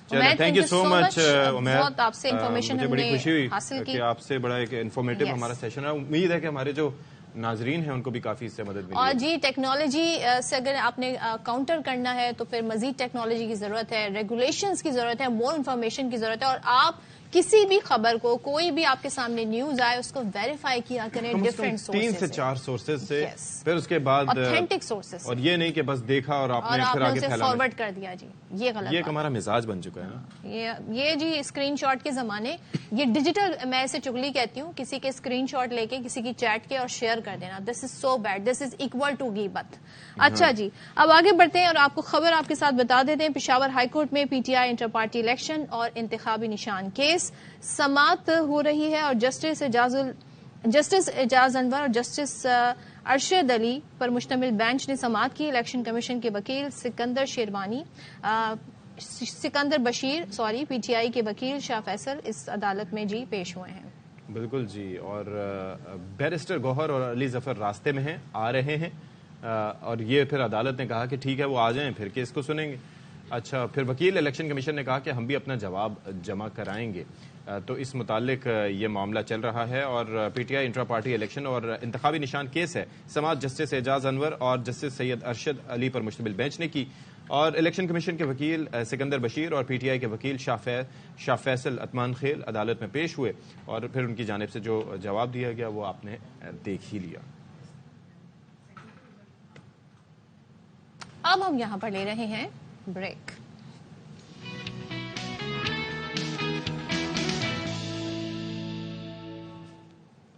Welcome back once again. اور اس سے پہلے سیگمنٹ میں ہم آرٹیفیشل انٹیلیجنس کی بات کر رہے تھے, تو زمانہ جی اب یہی دور ہے اور ٹیکنالوجی کا دور ہے. تو ایسے میں ہم پاکستانی طلبہ کا ذکر کیسے نہ کریں جو بڑی تیزی سے ہر شعبے میں, ہر فیلڈ میں اپنا نام بنا رہے ہیں. بزنس مینجمنٹ ہو یا سائنس کی دنیا, تعلیم, صحت, کھیلوں کے میدان, یہ آگے سے آگے بڑھ رہے ہیں. اور آپ کو بتا دیں جی آٹو انڈسٹری میں بھی پاکستانی طلبہ نے ایک بڑا زبردست کام کیا ہے. نرسٹ فارمولا 1 اسٹوڈنٹ ٹیم نے ایک اور بڑی کامیابی حاصل کی ہے. NFST اپنی پہلی ہائبرڈ گاڑی کی تیاری کے لیے ٹیسلا سے معاہدہ کرنے میں کامیاب. سوچیں جی, جس کو بس ہم نے صرف پکچرز میں دیکھا ہے, سوشل میڈیا پہ دیکھا ہے, وہ ٹیسلا کار اب اس کمپنی سے جی معاہدہ ہو گیا ہے, جس کے تحت ٹیسلا نسٹ ٹیم کو بیٹری مینجمنٹ سسٹم فراہم کرے گا. نسٹ کی فارمولا 1 ٹیم برطانیہ میں ہونے والے مقابلے میں اپنی ہائبرڈ کار متعارف کروائے گی, اور عالمی سطح کے کئی مقابلوں میں بھی جی یہ ٹیم اس سے پہلے پاکستان کی نمائندگی کر چکی ہے. اچھا جی, اب یہ چکر یہ ہے کہ اب دنیا وہ پہلے گیسولین پہ چلنے والی گاڑیوں سے آگے بڑھ چکی ہے, اور اب زمانہ ویسے دیکھا جائے تو اب ہائبرڈ اور پھر الیکٹرک وہیکلس کا ہے, اور خاص طور پر یہ جو فارمولا 1 کارز ہیں ان کے اندر اگر یہ ٹیکنالوجی لائی جا رہی ہے تو دیٹس گنا بی گریٹ. تو ہمارے ساتھ اس وقت موجود ہیں جو اسٹوڈنٹس ہیں نسٹ فارمولا 1 ٹیم کے رکن خدیجہ ہاشمی اور محمد انس. تھینک یو سو مچ. اور خدیجہ بھائی, یہ مجھے بتائیے, سب سے مجھے پہلے یہ بتائیے کہ ہم سنتے تو آ رہے تھے کافی, میرے خیال میں NED والوں کا بھی کچھ اس حوالے سے بات ہوئی تھی, نسٹ کا اس سے معاہدہ ہوا ہے, کیا اس کے بینیفٹس کیا ہوں گے, بیٹری مینجمنٹ سسٹم کیا ہے, یہ جو ہائبرڈ کار ہے کیا اس سے فائدہ کیا ہوگا بیسکلی, فارمولا 1 میں کس طرح سے انکارپوریٹ ہوگا؟ جی اچھا, تو 2012 سے ہماری جو ٹیم بنی ہے تو we've been working on combustion vehicles mainly, but because of the changing setting پوری دنیا میں, تو ہم نے ہائبرڈ اپروچ کو sort of اپروچ کیا ہے in a way. تو اس کی وجہ سے ٹیسلا نے جو اسپانسرشپ پروگرام اپنا کھولا تھا تو وی اپلائڈ فار اٹ, کیونکہ ہمیں بھی اس اسپانسرشپ سے کچھ نہ کچھ فائدہ حاصل کرنا تھا. تو اسی وجہ سے they have sponsored us with their battery management system, which is basically جو آپ کا بیٹری پیک ہوتا ہے اس کے جو خطرے وغیرہ آتے ہیں, it sort of helps us in preventing those خطرے. تو سو بیٹری مینجمنٹ سسٹم جیسے ہمارا ابھی جو ہائبرڈ وہیکل ہم مینوفیکچر کر رہے ہیں, تو its power train consist of apart from combustion engine, motor, electric motor, cells and battery pack, اور اس کی مانیٹرنگ کے لیے ہمیں ایک ایفیشینٹ بیٹری مینجمنٹ سسٹم چاہیے ہوتا ہے جو کہ انشور کرتا ہے کہ جو ہمارے آپریٹ کر رہے ہیں جی انجن سے. No, the hybrid car consist of both, an engine جو ریئر ویلز کو پاور دیتے ہیں, اور ایک 2 الیکٹرک موٹرز ہوتی ہیں جو فرنٹ ویل کو پاور دیتی ہیں, تو it's an all well drive. اب جو ہمارا الیکٹریکل سسٹم ہے اس کے لیے ہمیں بیٹری مینجمنٹ سسٹم چاہیے جو کہ انشور کرے گا, کیونکہ ہم ہائی وولٹیجز پہ کام کر رہے ہوتے ہیں, وولٹیجز آپریشنل وولٹیج سے زیادہ نہ ہو, نہ کہ ٹیمپریچر زیادہ ہو, کیونکہ اگر زیادہ ہوگا تو ہماری گاڑی میں آگ لگ سکتی ہے. تو اسی وجہ سے ٹیسلا میں ایک بیٹری مینجمنٹ سسٹم اسپانسر کر رہا ہے جو کہ یہ انشور کرے گا کہ ہمارے سیفٹی ریزنس اور ہماری ساری ریکوائرمنٹس پوری ہوں. اور اس کی اراؤنڈ جو کاسٹ ہے اٹس مور دین $1,600, اور apart from that not only this, they are even providing us with the technical support, مطلب کہ اس کی فیبریکیشن کیسے ہوگی ان ہاؤس میں, اور وہ ہمیں یہ بھی بتائیں گے کہ ہم اس کو بعد میں ان ہاؤس مینوفیکچر کیسے کر سکتے ہیں. تو یہ ہماری ٹیم کے لیے بہت بڑی بات نہیں ہے, یہ پاکستان کے لیے بھی بہت بڑی بات ہے. کتنے لوگوں سے آپ لوگوں کا کمپٹیشن تھا اس اسپانسرشپ میں؟ دیٹ ڈپینڈز, وہ ہمیں اتنا اندازہ نہیں ہوتا کہ کتنے لوگ اپلائی کرتے ہیں, لیکن آئی ایم پریٹی شیور کہ جتنی بھی FS ٹیمز ہیں دنیا بھر کی, وہ سب اس اپرچونٹی کو ضرورتاً اپروچ کرنا چاہتے ہیں. جی بالکل. تو اس میں ہمارا یہ اس سال چننا, تو we've been very honored to have this because it's an edge that we get over. We are only so team many from other Pakistan teams. to get this sponsorship. And what is this like معاہدہ, یہ کیا ہے اور کتنے time کے لیے, کیا کیا اس میں پاکستان کے لیے کیا ہو سکتا ہے مزید؟ اچھا, تو کون سے ڈورز اوپن ہو سکتے ہیں ان ٹرمز آف ٹیکنالوجی؟ یہ ابھی تو اس ایئر کی جو ہماری ہائبرڈ وہیکل ہے اس کے لیے تھرو آؤٹ دا ایئر ہے. ٹھیک ہے. اور پاکستان کے حوالے سے بات کریں تو ہماری جو یونیورسٹی کا ایم ہے اور ہماری جو ٹیم کا ایم ہے, it's just to make good engineers. تو اگر ہمیں ٹیسلا سے ٹیکنیکل سپورٹ ملے گی تو ہم اپنی یونیورسٹی سے اچھے انجینئرس نکال سکتے ہیں. اچھا, یہ جو گاڑیاں بنتی ان کو پھر چلانے کا موقع وہاں پر ملتا ہے, یا پھر ان کا انجینئرنگ ڈیزائن ہی دیکھے جاتے ہیں, یا پھر وہاں پر ان کی دونوں ہوتا ہے. دیر از اے کانسیپٹ کلاس جس میں ہم پارٹیسپیٹ کر رہے ہیں. تو پچھلے سال ہمارا پوری گاڑی کا کانسیپٹ پریزنٹ ہوا تھا, and this year we are in our manufacturing phase. تو اب ہم اس گاڑی کو انشاءاللہ پورا کر کے دین وی ٹیک اٹ ٹو. اچھا, مجھے ایک چیز بتائیں, اس سے ہٹ کے اب دنیا بھر میں آپ دیکھ رہے ہیں کہ یہ گاڑیاں بنتی ہیں باقاعدہ. ہمارے پاکستان میں وہ پتہ نہیں کون سی CSD کی کٹس, پتہ نہیں کون سی کٹس آتی ہیں, ان کی وجہ سے یہاں پر اسمبل ہوتی ہیں گاڑیاں. اب دنیا جا رہی ہے ہائبرڈ اور خاص طور پر الیکٹرک کارز کی طرف. اب وہ یہ جو الیکٹرک موٹرز الیکٹرک وہیکلز میں تو میرے خیال میں صرف موٹر یوز ہوتی ہے, اس میں انجن کا کانسیپٹ نہیں ہے, تو کیا پاکستان میں وہ بننا زیادہ نسبتاً آسان ہے؟ میں نے گجرانوالا وغیرہ اس سائڈ پہ سنا ہے کافی کام وغیرہ. اچھا, تو ہم نے بھی اس پہ کام کرا تھا. جو ہم پچھلے سال کمپٹیشن میں پارٹ لیا تھا ہم نے, اس میں ہم نے ایک الیکٹرک وہیکل کا کانسیپٹ بنایا تھا. مطلب it was only on software base, but then we shifted to hybrid. تو اب ہم ایک ہائبرڈ کار بنا رہے ہیں, اور پاکستان میں جو اپارچونیٹیز ہیں وہ کم ہے. مطلب basically because we have to import the motors. یہاں پہ کوئی موٹر بنتی نہیں ہے, مطلب ہم یہاں سے موٹر نہیں لے سکتے. ابھی بھی جو ہماری گاڑی کی موٹر ہے it will be shipped from outside of Pakistan. It will cost you more. یا and there are shipment problems also. لیکن بن سکتی ہے یہاں پہ کچھ ہم کر سکتے. اگر وہی ہمارا جو یونیورسٹی ہے اس نے ایک انڈسٹریل ٹو اکیڈمیا لنکیج بھی بنائی ہوئی ہے. فار ایگزامپل کیا موٹرس ان پاکستان کے ساتھ ہم کیا کرتے ہیں اپنے فائنل ایئر پروجیکٹس میں ان سے کوآرڈینیٹ کرتے ہیں کہ آپ کو کیا مسئلہ آتے ہیں, پھر ہم ان کو اپنے فائنل ایئر پروجیکٹس میں سالو کرتے ہیں, جس کی وجہ سے جب ہم گریجویٹ ہو رہے ہوتے ہیں تو وہ ہمیں یا تو جاب پرووائڈ کر دیتے ہیں یا تو 6 months. ایک چیز مجھے خدیجہ اور رحان صاحب سے آپ سے جانیے, بیسکلی یہ جو گاڑیاں ہیں آپ کو کیا لگ رہا ہے اگر 70s کی ٹیکنالوجی کی بات کریں, 2000s کی, ہائبرڈ کی, گیسولین کی, الیکٹرک وہیکل کی, کیا ٹیکنالوجی گزرتے دن کے ساتھ زیادہ مشکل ہوتی جا رہی ہے یا آسان ہوتی جا رہی ہے؟ میرے حساب سے تو it depends on how we are evolving, کیونکہ آف کورس ٹیکنالوجیز ہم ڈیولپ کرتے ہیں اپنی آسانی کے لیے, لیکن اس حساب سے we are also evolving mentally and academically بہت سے طریقوں سے. تو مجھے لگتا ہے کہ آسان ہو رہا ہے, آسان ہو رہا ہے. It's just so many restraints that we have کہ ہم اسے امپلیمنٹ نہیں کر پاتے, تو اس سے ہماری potential hinder. And what do you think, آپ کچھ کہنا چاہتے ہیں؟ یا اگر میں اس میں ایڈ کروں, جیسا آپ نے ریولیوشن کی بات کری, تو جب ہم نے اپنی فرسٹ گاڑی بنائی تھی 2012 میں, اور جو ہم نے اب اپنی گاڑی بنائی, اگر میں آپ کو دونوں دکھاتا ہوں you can see a clear difference in it. So that's how technology is developing, تو وہ ہم بھی اس کے ساتھ ساتھ چلتے رہتے ہیں. اچھا, مثال کے طور پر let's talk about the hybrid car نا, اس کے اندر دونوں چیزوں پہ آپ کو کام کرنا ہے. ایک تو یہ ہے کہ گیسولین کا وہ انجن جو کمبشن انجن جس طرح سے آپ بات کریں, دوسرے ساتھ میں الیکٹرک موٹرز بھی, 2 الیکٹرک موٹرز بھی, پھر ان کا آپس میں تال میل ایسا کہ ایک اسپیڈ تک وہ چلے اور دوسری اسپیڈ کے بعد وہ شفٹ ہو کے, ایسا ہی ہے if I am not mistaken. لیکن الیکٹرک وہیکل میں صرف الیکٹرک موٹر پہ کام کرنا ہوگا اور گیسولین انجن میں صرف اس کو کمبشن انجن پہ کام کرنا, ایسا ہی ہے. تو ہائبرڈ مشکل ہے. ہائبرڈ کمپیریٹیولی مشکل ہے کیونکہ اس میں دونوں چیزیں اسمبل ہمیں کرنی ہوتی ہیں. اس میں ایک پیچھے گیئر باکس ہوتا ہے, آگے پلانیٹری گیئر باکس ہوتا ہے, دونوں کو آپس میں انگیج کر کے سیم سپیڈز پہ چلانا, ٹارک. لیکن آپ کیا سمجھتے ہیں اب ای کارز جو ہیں وہ فیوچر ہیں, اور وہ ایسا ہی کچھ ٹرانزیشن ہم دیکھیں گے جیسے ایک ایرا تھا جو الیکٹریسٹی سے پہلے کا تھا اور ایک اب ایرا ہے جو الیکٹریسٹی کے بعد ہے, تو کچھ ایسا ہی ہونے جا رہا ہے؟ جی, کیوں ہم جس کمپٹیشن میں پارٹ لیتے ہیں we target Formula Student UK, Formula Student Germany. So Formula Student Germany نے تو کمبشن کیٹیگری ختم کر دی ہے. They are totally electric because of the greenhouse revolution. And in Formula Student UK مجھے لگتا ہے کہ 1-2 سال دس از دا لاسٹ سائیکل کمبشن. آپ لوگ ظاہر ہے کہ اگر فیوچر ریفرنس کی بات کریں تو آپ ایک سسٹینیبل انرجی کی ریکوائرمنٹ ہوتی ہے. بجلی ظاہر ہے کہ ایسے تو نہیں آتی, بجلی بھی پروڈیوس کرنے کے لیے ایٹ ٹائمز فرنیس آئل چاہیے ہوتا ہے, یا پھر رینیویبل مینز جو ہیں وہ آپ کو پتہ ہے دنیا میں کم ہی ہیں, اس کے اوپر اتنا کام نہیں ہو رہا جتنا ہونا چاہیے, سولر وغیرہ ایٹسیٹرا ایٹسیٹرا, یا hydel power generation, water resources بھی کم ہو رہے ہیں. تو کیا یہ سسٹینیبل رہے گا ان the longer run? E vehicle سوچے پاکستان میں جگہ جگہ چارج کرنے کے لیے لگے ہوں, ول اٹ بی پاسبل؟ میں تو خیر یا دنیا بھر میں پاکستان جو ریکوائرمنٹ تھوڑا سا اسکوپ لمیٹڈ ہے, ادھر تو الیکٹریسٹی کا بھی مسئلہ ہے اور فیول مہنگا ہے, تو مسئلے تو دونوں ہی ہیں.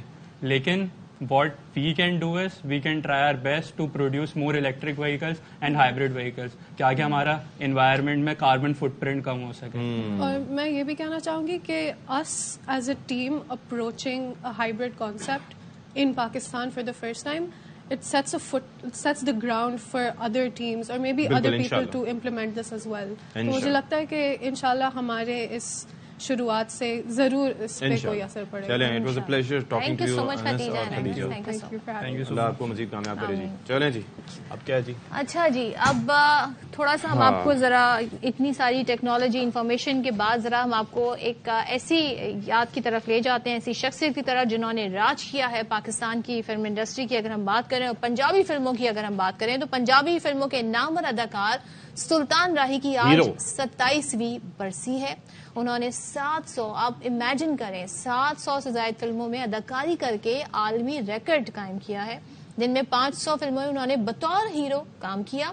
1938 में भारतीय रियासत उत्तर प्रदेश में पैदा हुए और इनकी पहली फिल्म जो थी जिससे करियर का आगाज हुआ वो थी बागी। 1972 में फिल्म बशीरा में कामयाबी ने उन्हें सुपरस्टार बना दिया। अच्छा, सुल्तान राही मुस्तफा कुरैशी की जोड़ी वो भी बड़ी हिट नूरी नथ, वो कामयाबी की जमानत बन गई थी। हर फिल्म में जब ये जोड़ी होती थी एक सीन बड़ा पसंद था, वो दोनों भागते भागते आते थे, दरमियान में दरख्त आता था, तोड़ते हुए निकल जाते थे। वाह क्या बात है, जबरदस्त, तो सुपर हीरो फिल्म बनती थी उस वक्त। चलें जी ब्रेक लेते हैं।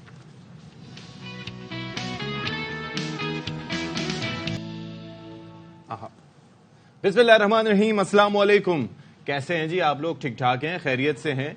मैं हूं आपके साथ, आपका जाना माना और पहचाना अशफाक इसाक सत्ती, और मेरे साथ मौजूद हैं सदफ अब्दुल जब्बार, तज्जियाकार। हाँ, तो आपने इतने साबके इलाहे के लगाए, जाना माना पहचाना, हाँ, तज्जियाकार, ये भी कहा? ये आपके लिए कहा मैंने। तज्जियाकार मैं तज्जियाकार भी और होस्ट कोई कहे न कहे, हम तो कहेंगे। चलें, तो आई होप के सर्दी आप एंजॉय कर रहे होंगे भरपूर तरीके से। ठंडक मजे की हो रही है, सुबह सुबह भी खासी ठंडक थी, तो मुझे बड़ा अच्छा लगा। हो रहे होंगे चाय कॉफी या जो भी आपके पास लवाजमात हो। माशाल्लाह से हम एज ए नेशन बहुत चाय पीते हैं, इसकी तो पिछले दिनों जो रिपोर्ट्स आई थी वो बस मैं एज ए इंडिविजुअल भी बहुत पीता हूँ चाय, लेकिन इस सीजन में तो और ही चाय जी उसमें इजाफा हो जाता है। और एक जो चीज होती है अशफाक, हाँ, आप जा रहे हैं किचन में चाय बनाने, पीछे से आवाज आती है मेरे लिए भी एक कप बना देना, एक और आवाज आएगी मेरा भी एक कप, या किसी से पूछ लो कि चाय पीनी है। कुछ लोग बैठ के इंतजार कर रहे होते हैं कि कोई एक शख्स किचन में जाए तो फिर हम आवाजें लगाएं कि जरा मेरा भी एक कप चाय। सदफ मेरी बात सुने, अब जाहिर है कि अब हर कोई तो जाके सारे एक साथ तो बनाने से रहे।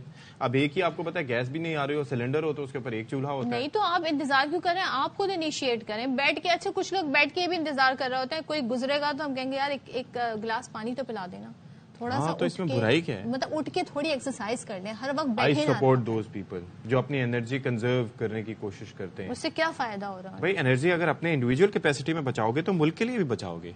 वाह वाह वाह वाह। ये अशफाक ने ही समझा और अशफाक ने इस पे सर्द मौसम में निहायत ठंडी जुगत मेरी तरफ से, बिल्कुल। तो पहला तोहफा कबूल हो, बाकी सारे सदफ पेश करेंगी। मैंने कोई जुगत नहीं मानिए ना, मैंने इसमें मुझे इसमें कोई एक्सपर्टीज मेरी है, लेकिन अब जी आगे बढ़ना है शो में, लोगों को हमें मालूमात भी फराहम करनी है, सिर्फ जुगतें ही नहीं आपकी। अच्छा, तो क्या मालूमात?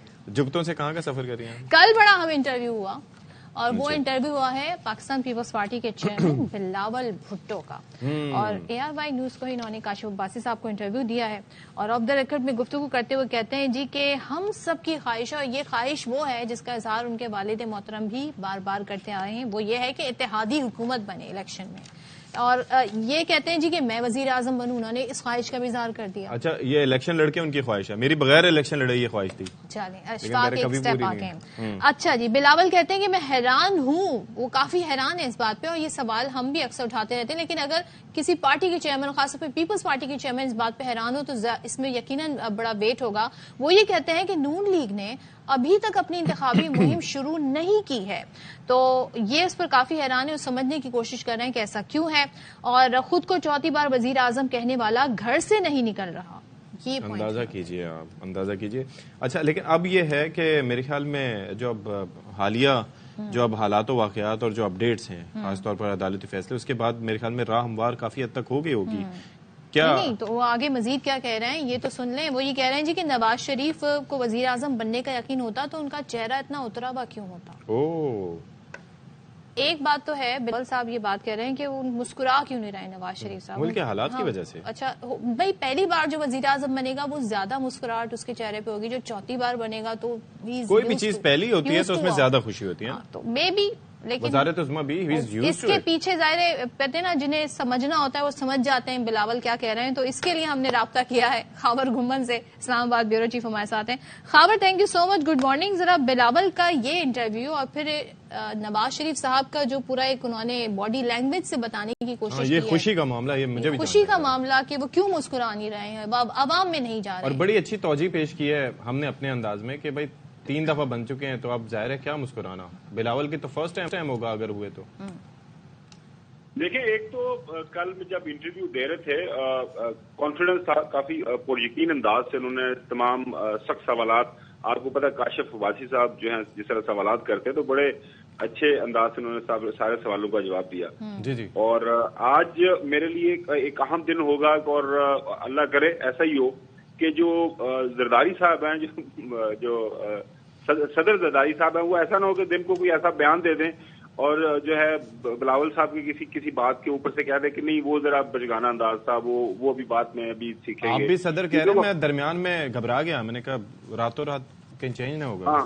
हाँ, तो वही मैं कह रहा हूँ कि वो बड़े जबरदस्त अंदाज से जो है बिलावल आगे बढ़ रहे होते हैं, और जिस तरह आपने पिछले दिन उन्होंने अपने कन्वेंशन की तो फिर दरमियान में जो है ना वो जरदारी साहब को बात कर देते हैं, तो माहौल ऐसे जो है ना वो खराब कर देते हैं। तो एक तो इंटरव्यू बड़ा जबरदस्त अंदाज से उन्होंने दिया। दूसरा ये जो उनका सवाल है ना, जिस सवाल के जवाब में बताया कि उन्होंने कुछ सवाल भी किया कि मोहतरम नवाज शरीफ साहब मुस्कुरा क्यों नहीं रहे, तो उनके ना मुस्कुराने की वजूहात अगर आप लाहौर में मौजूद हो ना तो आपको समझ आ जाएंगी। एक तो ये है कि मतला बड़ा ही धुंधला है, स्मोक है, आपको पता है हर तरफ जो है बिल्कुल कोई वो अबर आलूद है, कोई चीज नजर ही नहीं आ रही।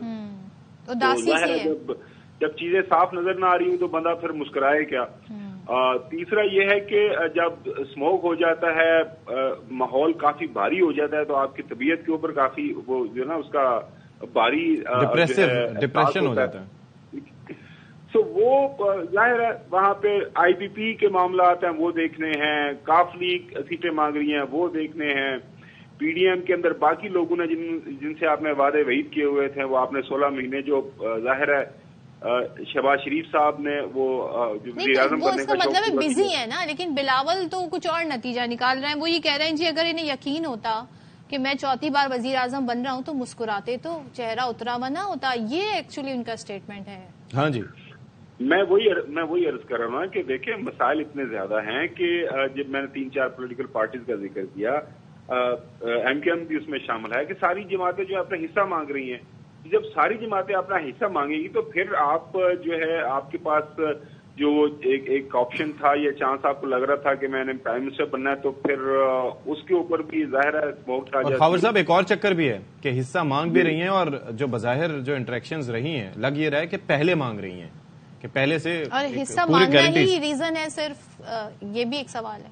जी बिल्कुल। आपने पता नहीं 2 दिन पहले इंटरव्यू दिया था, इरफान सदीकी साहब इनके सेनेटर हैं, उनके इंटरव्यू से काफी चीजें वाज़ेह हो रही थी कि वो कह रहे थे कि भैया हमारी बस के ऊपर सवारियां काफी जरूरत से ज्यादा जो है इस वक्त सवार हैं, और आपको पता है कि वो हमारे सियालकोट में वो चिवंडे की बस सर्विस है, तो बस के ऊपर सवारियां ज्यादा हो जाएं तो फिर बस जो है धुआं दे देती है, वो धुआं मार जाती है। आपको पता ही हो रहा है सभी साहब, जब बस धुआं मार जाए तो फिर क्या उसका हशर होता है। तो लग ही ऐसा रहा है कि जरूरत से ज्यादा सवारियां ऊपर बिठा ली हुई हैं इन्होंने, और वो ये नहीं पता कि अब जाना किधर है और कैसे जाना है, और जो रास्ता भी काफी मुश्किल और नाहमवार है। उसकी वजह ये है कि पंजाब के अंदर अब काफी ज्यादा लोगों के जो कागजात नामजदगी पाकिस्तान तहरीक इंसाफ के आपको पता एक्सेप्ट हो गए हैं, और आज जो है पेशावर के अंदर 2 मेंबर बेंच बैठा हुआ है, डिविजनल बेंच, तो बल्ले का फैसला भी हो जाना है, आज ना हुआ तो कल हो जाएगा, ठीक है, सुप्रीम कोर्ट से।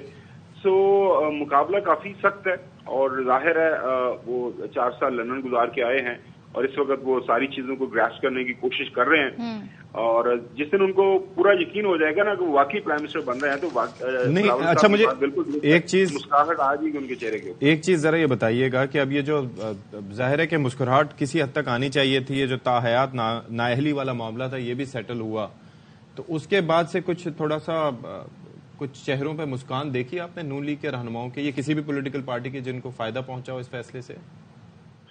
देखिए, एक चीज ज़हन में रखिएगा कि जितने मर्जी इलेक्शन मुतनाज़ा हों, अगर अवाम आपके साथ हो ना तो आप जो है ना आपके चेहरे के ऊपर मुस्कुराहट रहती है। और प्रॉब्लम ये है कि जो हम देख रहे हैं खासतौर पर पंजाब के अंदर, और आप किसी से पूछ लें, आप किसी जो है सहाफी से पूछ लें जो ऑन ग्राउंड है, जो हमारे सीनियर्स हैं, जिसमें शेख हसीना वाली मुस्कुराहट खावर, वो भी तो इलेक्शन जीती हैं, तो वहां भी ये सवाल उठ रहा है कि जी मुतनाज़े हुए, ये हुए, और अपोजिशन ने बॉयकॉट कर दिया, तो अब बड़े सवाल उठ रहे हैं, खुद अमरीकी और यूके मुबसरीन सवाल उठा रहे हैं। तो यहाँ पे मुख्तलिफ आई होप मंजरनामा होगा और इस तरीके के कोई बॉयकॉट नहीं किए जाएंगे इलेक्शन से पहले, इस तरह के मामलात नहीं होंगे। نہیں پاکستان جو ہے کافی حد تک ہم آگے بڑھ چکے ہوئے ہیں اور میرے خیال میں پاکستان میں کوئی بھی پولیٹیکل پارٹی وہ ہے اس کے اوپر بائیکاٹ نہیں کرنے جا رہی. تو میں وہی عرض کر رہا تھا کیونکہ آن گراؤنڈ جو صورتحال یہ ہے, ایک تو پاکستان کے اندر 65% جو ہے نوجوان ہیں ہمارے 30 سال کی عمر سے کم ہیں, وہ بڑے ایکسائٹیڈ ہیں, ووٹ ڈالنے کے لیے بھرپور انداز سے تیاریوں میں ہیں. اور سارے سرویز جو آپ کو رپورٹڈ اور غیر رپورٹڈ شدہ سرویز مختلف سطح کے اوپر ہو رہے ہیں, وہ سارے یہی بتا رہے ہیں کہ جناب یار تیاری رکھیں, 8 فروری کو پاکستان کے لوگ جو ہیں وہ بھرپور انداز سے جو ہے باہر نکل رہے ہیں ووٹ ڈالنے کے لیے. اور پاکستان کے لوگ جب بھرپور انداز سے باہر نکلتے ہیں ووٹ ڈالنے کے لیے تو آپ کو پتا ہے پھر الیکشن کے نتائج جو ہیں وہ حسب منشا نہیں آتے, تو پریشانی ہے. اور یہ بلاول بھٹو زرداری صاحب کی جو انہوں نے تشخیص کی ہے کہ ان کے چہرے کے اوپر مسکراہٹ نہیں ہے, اس کے باوجود کہ ان کو کافی جو ہے صلاح دی جا رہی ہے, ان کو کافی سہارا دیا جا رہا ہے کہ آپ چوتھی دفعہ پرائم منسٹر بن رہے ہیں. جس دن کو پتا چل گیا کہ میں پرائم منسٹر بن رہا ہوں چوتھی دفعہ, اب یقین کیجیے گا مسکراہٹ کیا وہ نورین لڑیاں ڈالے گی, بالکل ایسے چھت کے اوپر کھڑے ہو کے وہ جو ہے نا پورے وہ لوگوں کو بتائے گی کہ میں جناب اللہ میں بہت خوش ہوں. تو لہٰذا ابھی تھوڑا سا انتظار کریں, اگلا یہ جو ہفتہ ہے اس ہفتے کے دوران مزید پتہ چل جائے گا کہ جو محترم نواز شریف صاحب کی باڈی لینگویج جو ہے وہ اس کے اثرات کس طرح ہیں, خوش ہوتی ہے یا پھر ظاہر ہے مزید وہ نہیں. ہم نے بھی پوچھا تھا, ہم نے جاوید لطیف صاحب کل تھے نا ہمارے ساتھ, تو ہم نے ان سے پوچھا کہ بھائی وہ ابھی ٹائم مہینہ بھی نہیں رہ گیا جلسے کرنا, اور ظاہر ہے کہ میاں نواز شریف صاحب کے میگنیٹیوڈ کے جلسے ہوں گے تو ان کے لیے تو کچھ دن پہلے بتانا پڑے گا تاکہ تیاریاں اور لوگ موبلائز ہوں, کچھ جا سکیں. تو انہوں نے کوئی تاریخ نہیں دی, وہ ابھی بھی مطلب یہ ہے کہ پروسیس میں چیزیں. It's very concerning. دیکھیے ایک چیز ہم بھول رہے ہیں, وہ یہ کہ اس وقت تک پاکستان مسلم لیگ نون کے ایک ہی اتحادی ہیں جو کہ اناؤنس ہیں, جن کے ساتھ سارے معاملات طے ہیں, وہ ہیں مولانا فضل الرحمان صاحب. مولانا فضل الرحمان صاحب وہ کہہ رہے ہیں جی انتخابات فی الوقت نہیں ہونے چاہیے, ماحول ہے ہی نہیں, ہم کمپین کر ہی نہیں سکتے. اور آپ نے دیکھا ہوگا کہ صرف ابھی تک جو ہے مریم اورنگزیب صاحبہ نے وہ سینٹ کی قرارداد کے اوپر لبکشائی کی ہے, نہ مریم نواز صاحبہ بولی ہیں, چیف آرگنائزر ہیں پارٹی کی, شہباز شریف صاحب صدر ہیں پارٹی کے, وہ بھی خاموش ہیں, اور ظاہر تاحیات قائد ہیں وہ تو بالکل ہی خاموش ہیں. ان کی باڈی لینگویج جس طرح بتا رہے تھے بلاول صاحب کے, وہ تو بالکل مسکرا ہی نہیں رہے. تو اس دن آپ نے دیکھا ہوگا جب سینٹ کی قرارداد پاس ہوئی تھی تو within no time 3-4 minutes کے اندر پیپلز پارٹی جو ہے وہ میڈیا کے اوپر آ گئی تھی کہ ہم بالکل اس کے خلاف ہیں. جو ایک زیر اطاعت پارٹی ہے جو لولی لنگڑی چل رہی ہے, اپنے آپ کو بس سیٹ رہی ہے آگے پاکستان تحریک انصاف والا, انہوں تک نے کہہ دیا جناب اعلیٰ جو مرضی ہو جائے ہم الیکشن کے لیے بالکل تیار ہیں, اور 8 فروری کو ہی انتخابات ہونے چاہیے, اور باقی ساری جماعتیں بھی. اور ایک جماعت جس کے لیڈران ابھی تک خاموش ہیں وہ پاکستان مسلم لیگ نون ہے. تو وہ کل جس طرح خورشید شاہ صاحب نے بتایا تھا نا کہ یہ جو خاموشی ہے اس کے پیچھے کچھ کہانی ہے, اب کہانی کیا ہے وہ پتہ چل جائے گا آئندہ. لیٹس سی کہ کب وہ کہانی سامنے آتی ہے. تھینک یو سو مچ خاور گھومن. اسلام آباد چیف ہمارے ساتھ بات کر رہے تھے, تجزیہ کر رہے تھے. ہاں جی کیا خبر ہے؟ اچھا جی, ہمارے پاس ایک خبر ہے جی, اور وہ پشاور ہائی کورٹ سے ہے, اور وہ یہ ہے کہ ایمل ولی خان کے خلاف توہین عدالت درخواست پر سماعت ہوئی, اور 11 جنوری کو یعنی کہ آج سے 2 دن بعد انہیں طلب کر لیا گیا ہے. ایمل ولی خان پیش ہو کر بیان کی وضاحت کریں. یہ چیف جسٹس محمد ابراہیم خان جو کہ پشاور ہائی کورٹ کے چیف جسٹس ہیں ان کی جانب سے کہا گیا ہے. اور ایمل ولی نے انٹرویو میں کہا کہ چیف جسٹس کو جانتا ہوں, اسد قیصر کے گاؤں کا ہے. یہ وکیل نے کہا. ایمل ولی نے کہا کہ چیف جسٹس ملگری وکیلان میں بھی رہ چکے ہیں, اور یہ ملگرے وکیلان کون ہیں, یہ چیف جسٹس ہائی کورٹ کا استفسار. اور پھر یہ ہے کہا ہے کہ ملگرے وکیلان ANP کا وکلان ونگ ہے, یہ ان کے پارٹی میں رہ چکا ہوں, تو کیا یہ اپنے ورکرز کو دھمکیاں دیں گے؟ ایڈوکیٹ جنرل صاحب آ جائیں, یہ کیا کہہ رہے ہیں؟ 31 سال سے آپ بطور جج کام کر رہے ہیں, شاید یہ اس وقت پیدا بھی نہیں ہوئے تھے. چیف جسٹس محمد ابراہیم خان نے یہ اس پہ موقف دیا. ایمل ولی نے کہا کہ چیف جسٹس ریٹائر ہو کر پھر وکالت کرے گا, اور میں نے تو ریٹائرمنٹ کے بعد کسی پارٹی کو جوائن نہیں کرنا, یہ چیف جسٹس نے کہا. ہم نوٹس جاری کرتے ہیں, ایمل ولی خود پیش ہوں اور وضاحت کریں. اندازہ کیجیے. تو چلیں جی, یہ معاملات بھی ہیں, اور ساتھ میں الیکشن کے حوالے سے پہلے بھی بات ہو رہی تھی. الیکشن سر پر آ گئے ہیں. مسائل کیا ہیں جنہیں ان سیاستدانوں نے جب یہ جلسے کرتے ہیں, گفتگو کرتے ہیں, تو کہتے ہیں ہم آ کے یہ مسئلہ حل کریں گے. ذرا آپ کو بتاتے ہیں کراچی شہر والے کیا بتاتے ہیں. کراچی میں تو مسائل کا انبار ہے. یہ مسائل ہیں کیا किन चीजों को चाहते हैं लोग कि नई हुकूमत आए, नया सियासतदान आए, नया वजीर आए, वो उन्हें सॉर्ट आउट करे, ये हमें बता रहे हैं जी अफजल परवेज। बिजली, गैस, पानी, बेरोजगारी, बढ़ती महंगाई, बदअमनी और बेरोजगारी, ये मसाइल कौन हल करेगा? नए इलेक्शन, पुराने दावे, शहरी मायूस नजर आते हैं। बिल वही के वही है, महंगाई वही की वही है, कोई जरा सी भी चूं के चूं नहीं। गवर्नमेंट अपने भाषण तो पहले से भी देती भी आ रही है। सन 1960 से इलेक्शन देखता हुआ आ रहा हूँ, लोगों को तकलीफें परेशानी से परेशानी बढ़ी है। घर की दहलीज पर जो वोट मांगने आएगा, पहले बुनियादी मसाइल हल करेगा तो उसको ठप्पा लगेगा। हुकूमत वोट तो लेने आ जाती है, पीछे पूछे भी तो सही हम लोगों को, और सूरत में देंगे कि सस्ता करेगा तो देंगे, तो देने नहीं। तमाम शिक्षक लोग हो चुके हैं इलेक्शन के मामला से। मैं तो आजकल सियासतदानों को ये देख रहा हूँ, हर आदमी अपने मसले मसाइल में लगा हुआ है, हमारी तरफ किसी की कोई तवज्जो नहीं है। सियासी रहनुमा सिर्फ दावे करते हैं, बुनियादी मसाइल हल तो दूर की बात, वोट लेकर गायब हो जाते हैं। अब सोचा है बाइकाट करते हैं। इस साल वोट किसी को नहीं देना है, बाइकाट। 1968 के बाद जितने भी आए ना सियासतदान, सारे चोर करप्ट हैं, सब पुराने ही हैं। अभी भीखे मांगने आ जाएंगे कटोरा लेके कि अल्लाह के नाम पे वोट दे लो। सियासी जमातों के रहनुमा नए इलेक्शन में पुराने दावे लेकर आए हैं, वोट उसको मिलेगा जो काम करेगा। शहर गाइब के बुनियादी मसाइल हल न होने के बायस कराची के शहरी सियासी रहनुमाओं की कारकर्दगी से मायूस नजर आते हैं। कैमरामैन काशिफ निजामी के साथ अफजल परवेज, AR न्यूज़ कराची। चलें जी, मसाइल आपने देख ली, कितने सारे मसाइल हैं और ये हल कैसे होंगे ये वल्लाह आलम। लेकिन इस वक्त एक खबर आपके साथ शेयर कर लेते हैं, वो है कि NA 242 पर शहबाज शरीफ के खिलाफ PTI उम्मीदवार के एतराजात मुस्तरद कर दिए गए हैं और गुज़िश्ता रोज पीपल्स पार्टी के एतराजात भी मुस्तरद कर दिए गए थे। तो शहबाज शरीफ ने जी कराची से भी इलेक्शन लड़ने का फैसला किया है और हल्का है NA 242, जहां पर PTI के जो उम्मीदवार उनके मुकाबिल खड़े हुए थे, उन्होंने एतराजात दाखिल किए थे। अब उसकी स्क्रूटनी हुई, जांच पड़ताल हुई है, तो शहबाज शरीफ के खिलाफ जो PTI उम्मीदवार के एतराजात थे वो मुस्तरद कर दिए गए हैं और साथ ही आपको कल पीपल्स पार्टी की जानिब से एतराजात किए गए थे वो भी मुस्तरद कर दिए गए थे। तो चलें जी, एक वक्फा और वक्फे के बाद एक बड़े अहम मौजू की बात करेंगे।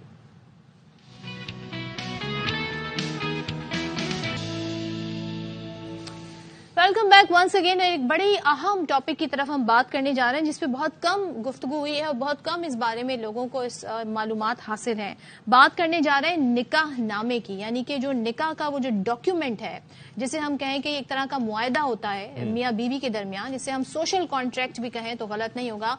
इसमें बकायदा 25 शिकें हैं, लेकिन इन 25 शिकों के बारे में कोई नहीं जानता, किसी के पास कोई बॉदर ही नहीं करता कि इन्हें पढ़े, और ये रिवाज भी नहीं रहा। इसे कहा जाता है बच्चे आप रहने दो, बड़े ये काम कर लेंगे, घर के बड़े ये बात आपको बताते हैं। तवज्जो होती है, आप अपनी तवज्जो शादी खाना आबादी हाँ, लेकिन लड़का और लड़की दोनों का हक बनता है कि वो इसकी एक एक शिक को पढ़ें, समझें, क्योंकि इसमें बहुत सारे ऐसे राइट्स उनके हैं जिनके बारे में उन्हें नहीं मालूम, खास तौर पे लड़कियों को नहीं मालूम। तो जी बंदों को भी नहीं मालूम होता। हाँ, 25 शिकें में से जो 1 से लेके 12 हैं वो एडमिनिस्ट्रेटिव तरह की शिकें हैं, जिसमें ये बताया गया है जी गवाह कौन होंगे, वकील का क्या काम है, कवायद क्या होंगे। लेकिन जो 13 ऑनवर्ड्स 22 तक जो शिकें हैं वो बहुत कुछ आपको बताती हैं, जिसमें जी बहुत सारी ऐसी बातें हैं जिन्हें दुल्हन और दूल्हा के लिए जानना बहुत जरूरी है ताकि वो अपनी जिंदगी के फैसले कर सकें।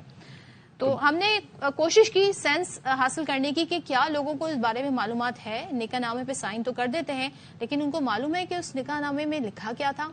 जरा देखते हैं लोग क्या कहते हैं। निकाह नामे के जो हुकूक होते हैं वही हमने कौन से नहीं लिखे उसमें। अभी तो इतना याद नहीं है, वो तो फिर अभी पढ़ूंगा तो फिर है ना, वो तो इतना बड़ा निकाह नामा उसमें निकाह नामा हमने सारा नहीं पढ़ा, बस ये है कि वो जरूरी चीजें पढ़ी हैं, बस इससे आगे ज़्यादा नहीं पढ़ी। निकाह के टाइम मौलवी साहब कुछ जो 1-2 पॉइंट्स पढ़ के बता दें, लेकिन उसके अलावा पढ़ा कभी नहीं मुकम्मल। ये शादीशुदा और ये ना शादीशुदा इन खानों में ये ना लगा, और बकाया कभी पढ़ा नहीं है, देखा जरूर है, पढ़ा हुआ है घर। तकरीबन जो है लोग अक्सरियत में नहीं पढ़ते और मैंने भी नहीं पढ़ा अपना निकाह नामा। हक में यार लिखा होता है, उसका पता होता है ये इतना है देना है, वो लिखा नाम है, दुल्हन का नाम है, दूल्हे का नाम है, यही शर्तें होती हैं और कोई खास चीज तो होती नहीं। पहले तो मैंने निकाह नामा पढ़ा ही नहीं था उसी वक्त, बस वो कहते हैं हाँ करो, यही होता है। जब हमने शादी की थी उस पढ़ने वढ़ने का रवाज नहीं था, बड़े लिखवा के ले आते थे, मौलवी साहब बैठ जाता था, नाम लेता था, उसकी बेटी तराकब है, उसमें आप कबूल है, हमने कबूल कर लेना था। अच्छा, बचपन से हमें सिखाया जाता है कोई भी डॉक्यूमेंट साइन करने से पहले पढ़ना जरूर, मगर ये वो डॉक्यूमेंट है जिसपे कहा जाता है बच्चे बस साइन कर दो। तो बात ये है कि ये भी तो कहा जाता है कि अजनबियों से बात न करो। तो काफी सारी चीजें समझाई जाती हैं। बहरहाल बात ये है, इस पर गुफ्तगू कर लेते हैं। एक्सपर्ट हमारे साथ मौजूद हैं, राहील समसाम अली खान, और ये एडवोकेट हैं सिंध हाई कोर्ट के, और इससे पहले सिविल जज भी रह चुके हैं। Thank you so much for joining us राहील। ये वैसे ये तो मतलब एक अरसे से चला आ रहा है, निकाहनामा वाक़तन नहीं पढ़ा जाता। अच्छा, मुझे ये पता है कि उसके 3-4 वो पेजेस होते हैं और वो मुख्तलिफ जगहों पे उसके जाते हैं। बाकी ये है कि सबसे ज्यादा फोकस क्या होता है, लड़की का नाम चेक कर लें, अपना नाम चेक कर लें, एज चेक कर लें, फिर हक महर चेक कर लें, फिर वो पहले देना बाद देना, उस तरह का कोई कॉन्सेप्ट होता है। बाकी गवाह वगैरह के साइन क्या इंपॉर्टेंट चीज ये जो 12 से 22 तक का तस्करा हो रहा है, सदफ ने भी जिस पे एम्फेसाइज किया, वो क्या है? अच्छा देखिए, इसमें जो सबसे इम्पोर्टेंट शिके हैं वो 13 से लेकर 18 तक हैं। 18 तक वो अब 13 जो बात करती है वो बात करती है हक महर की, कि हक महर कितना तय हुआ है, और उसकी अमाउंट उसमें लिखी जाती है।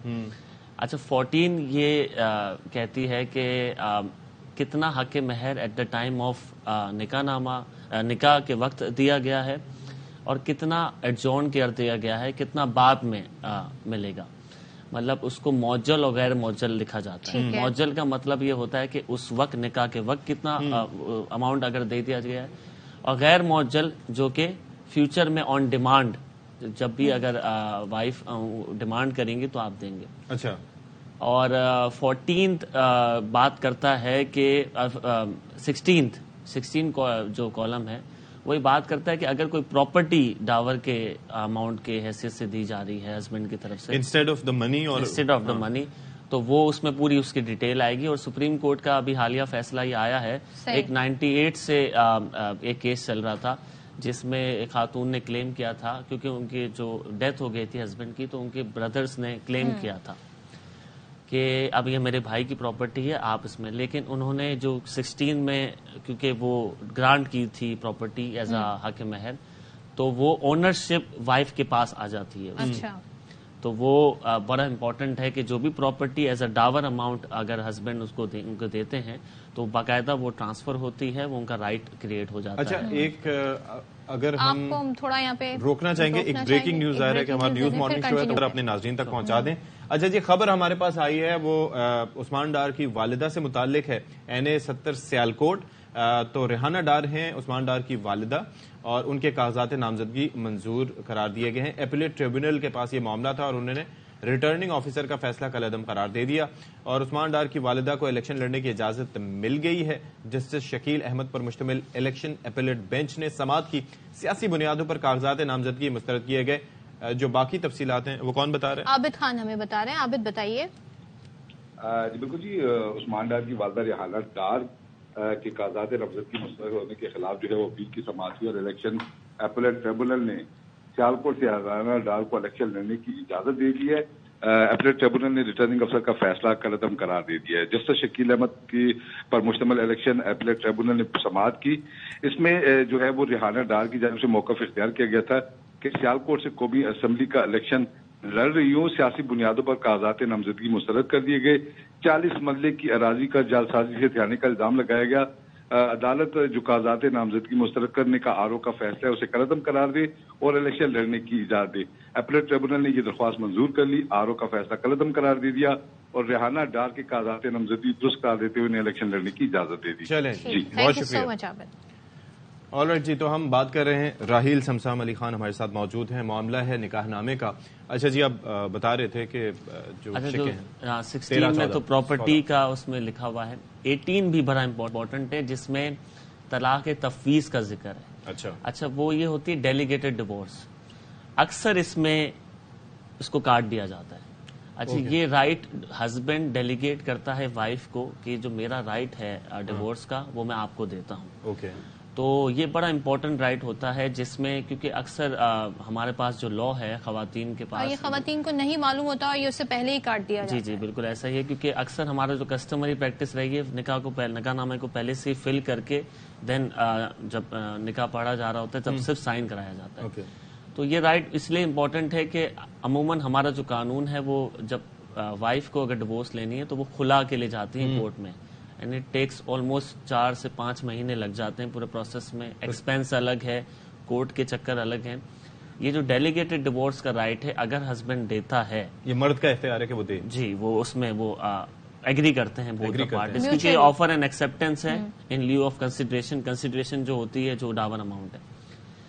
تو وہ ہاں اگر لکھتے ہیں, عموماً اس کو کاٹ دیا, ہاں اگر لکھتے ہیں تو جو وائف ہے وہ ویسا ہی ڈیورس کا رائٹ رکھتی ہے جیسا ہسبینڈ کے پاس ہوتا ہے.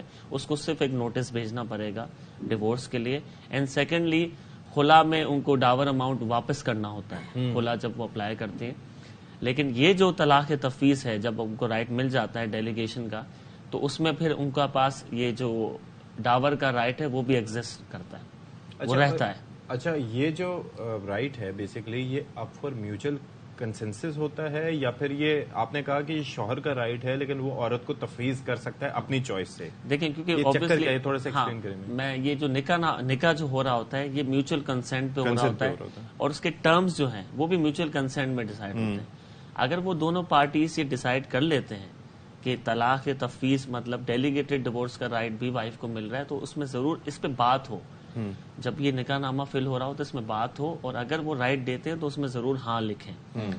ہاں لکھیں تو پھر یہ امپورٹنٹ ہے کہ اس کے بعد پھر اس کا رائٹ بڑا کریٹ ہو جاتا ہے.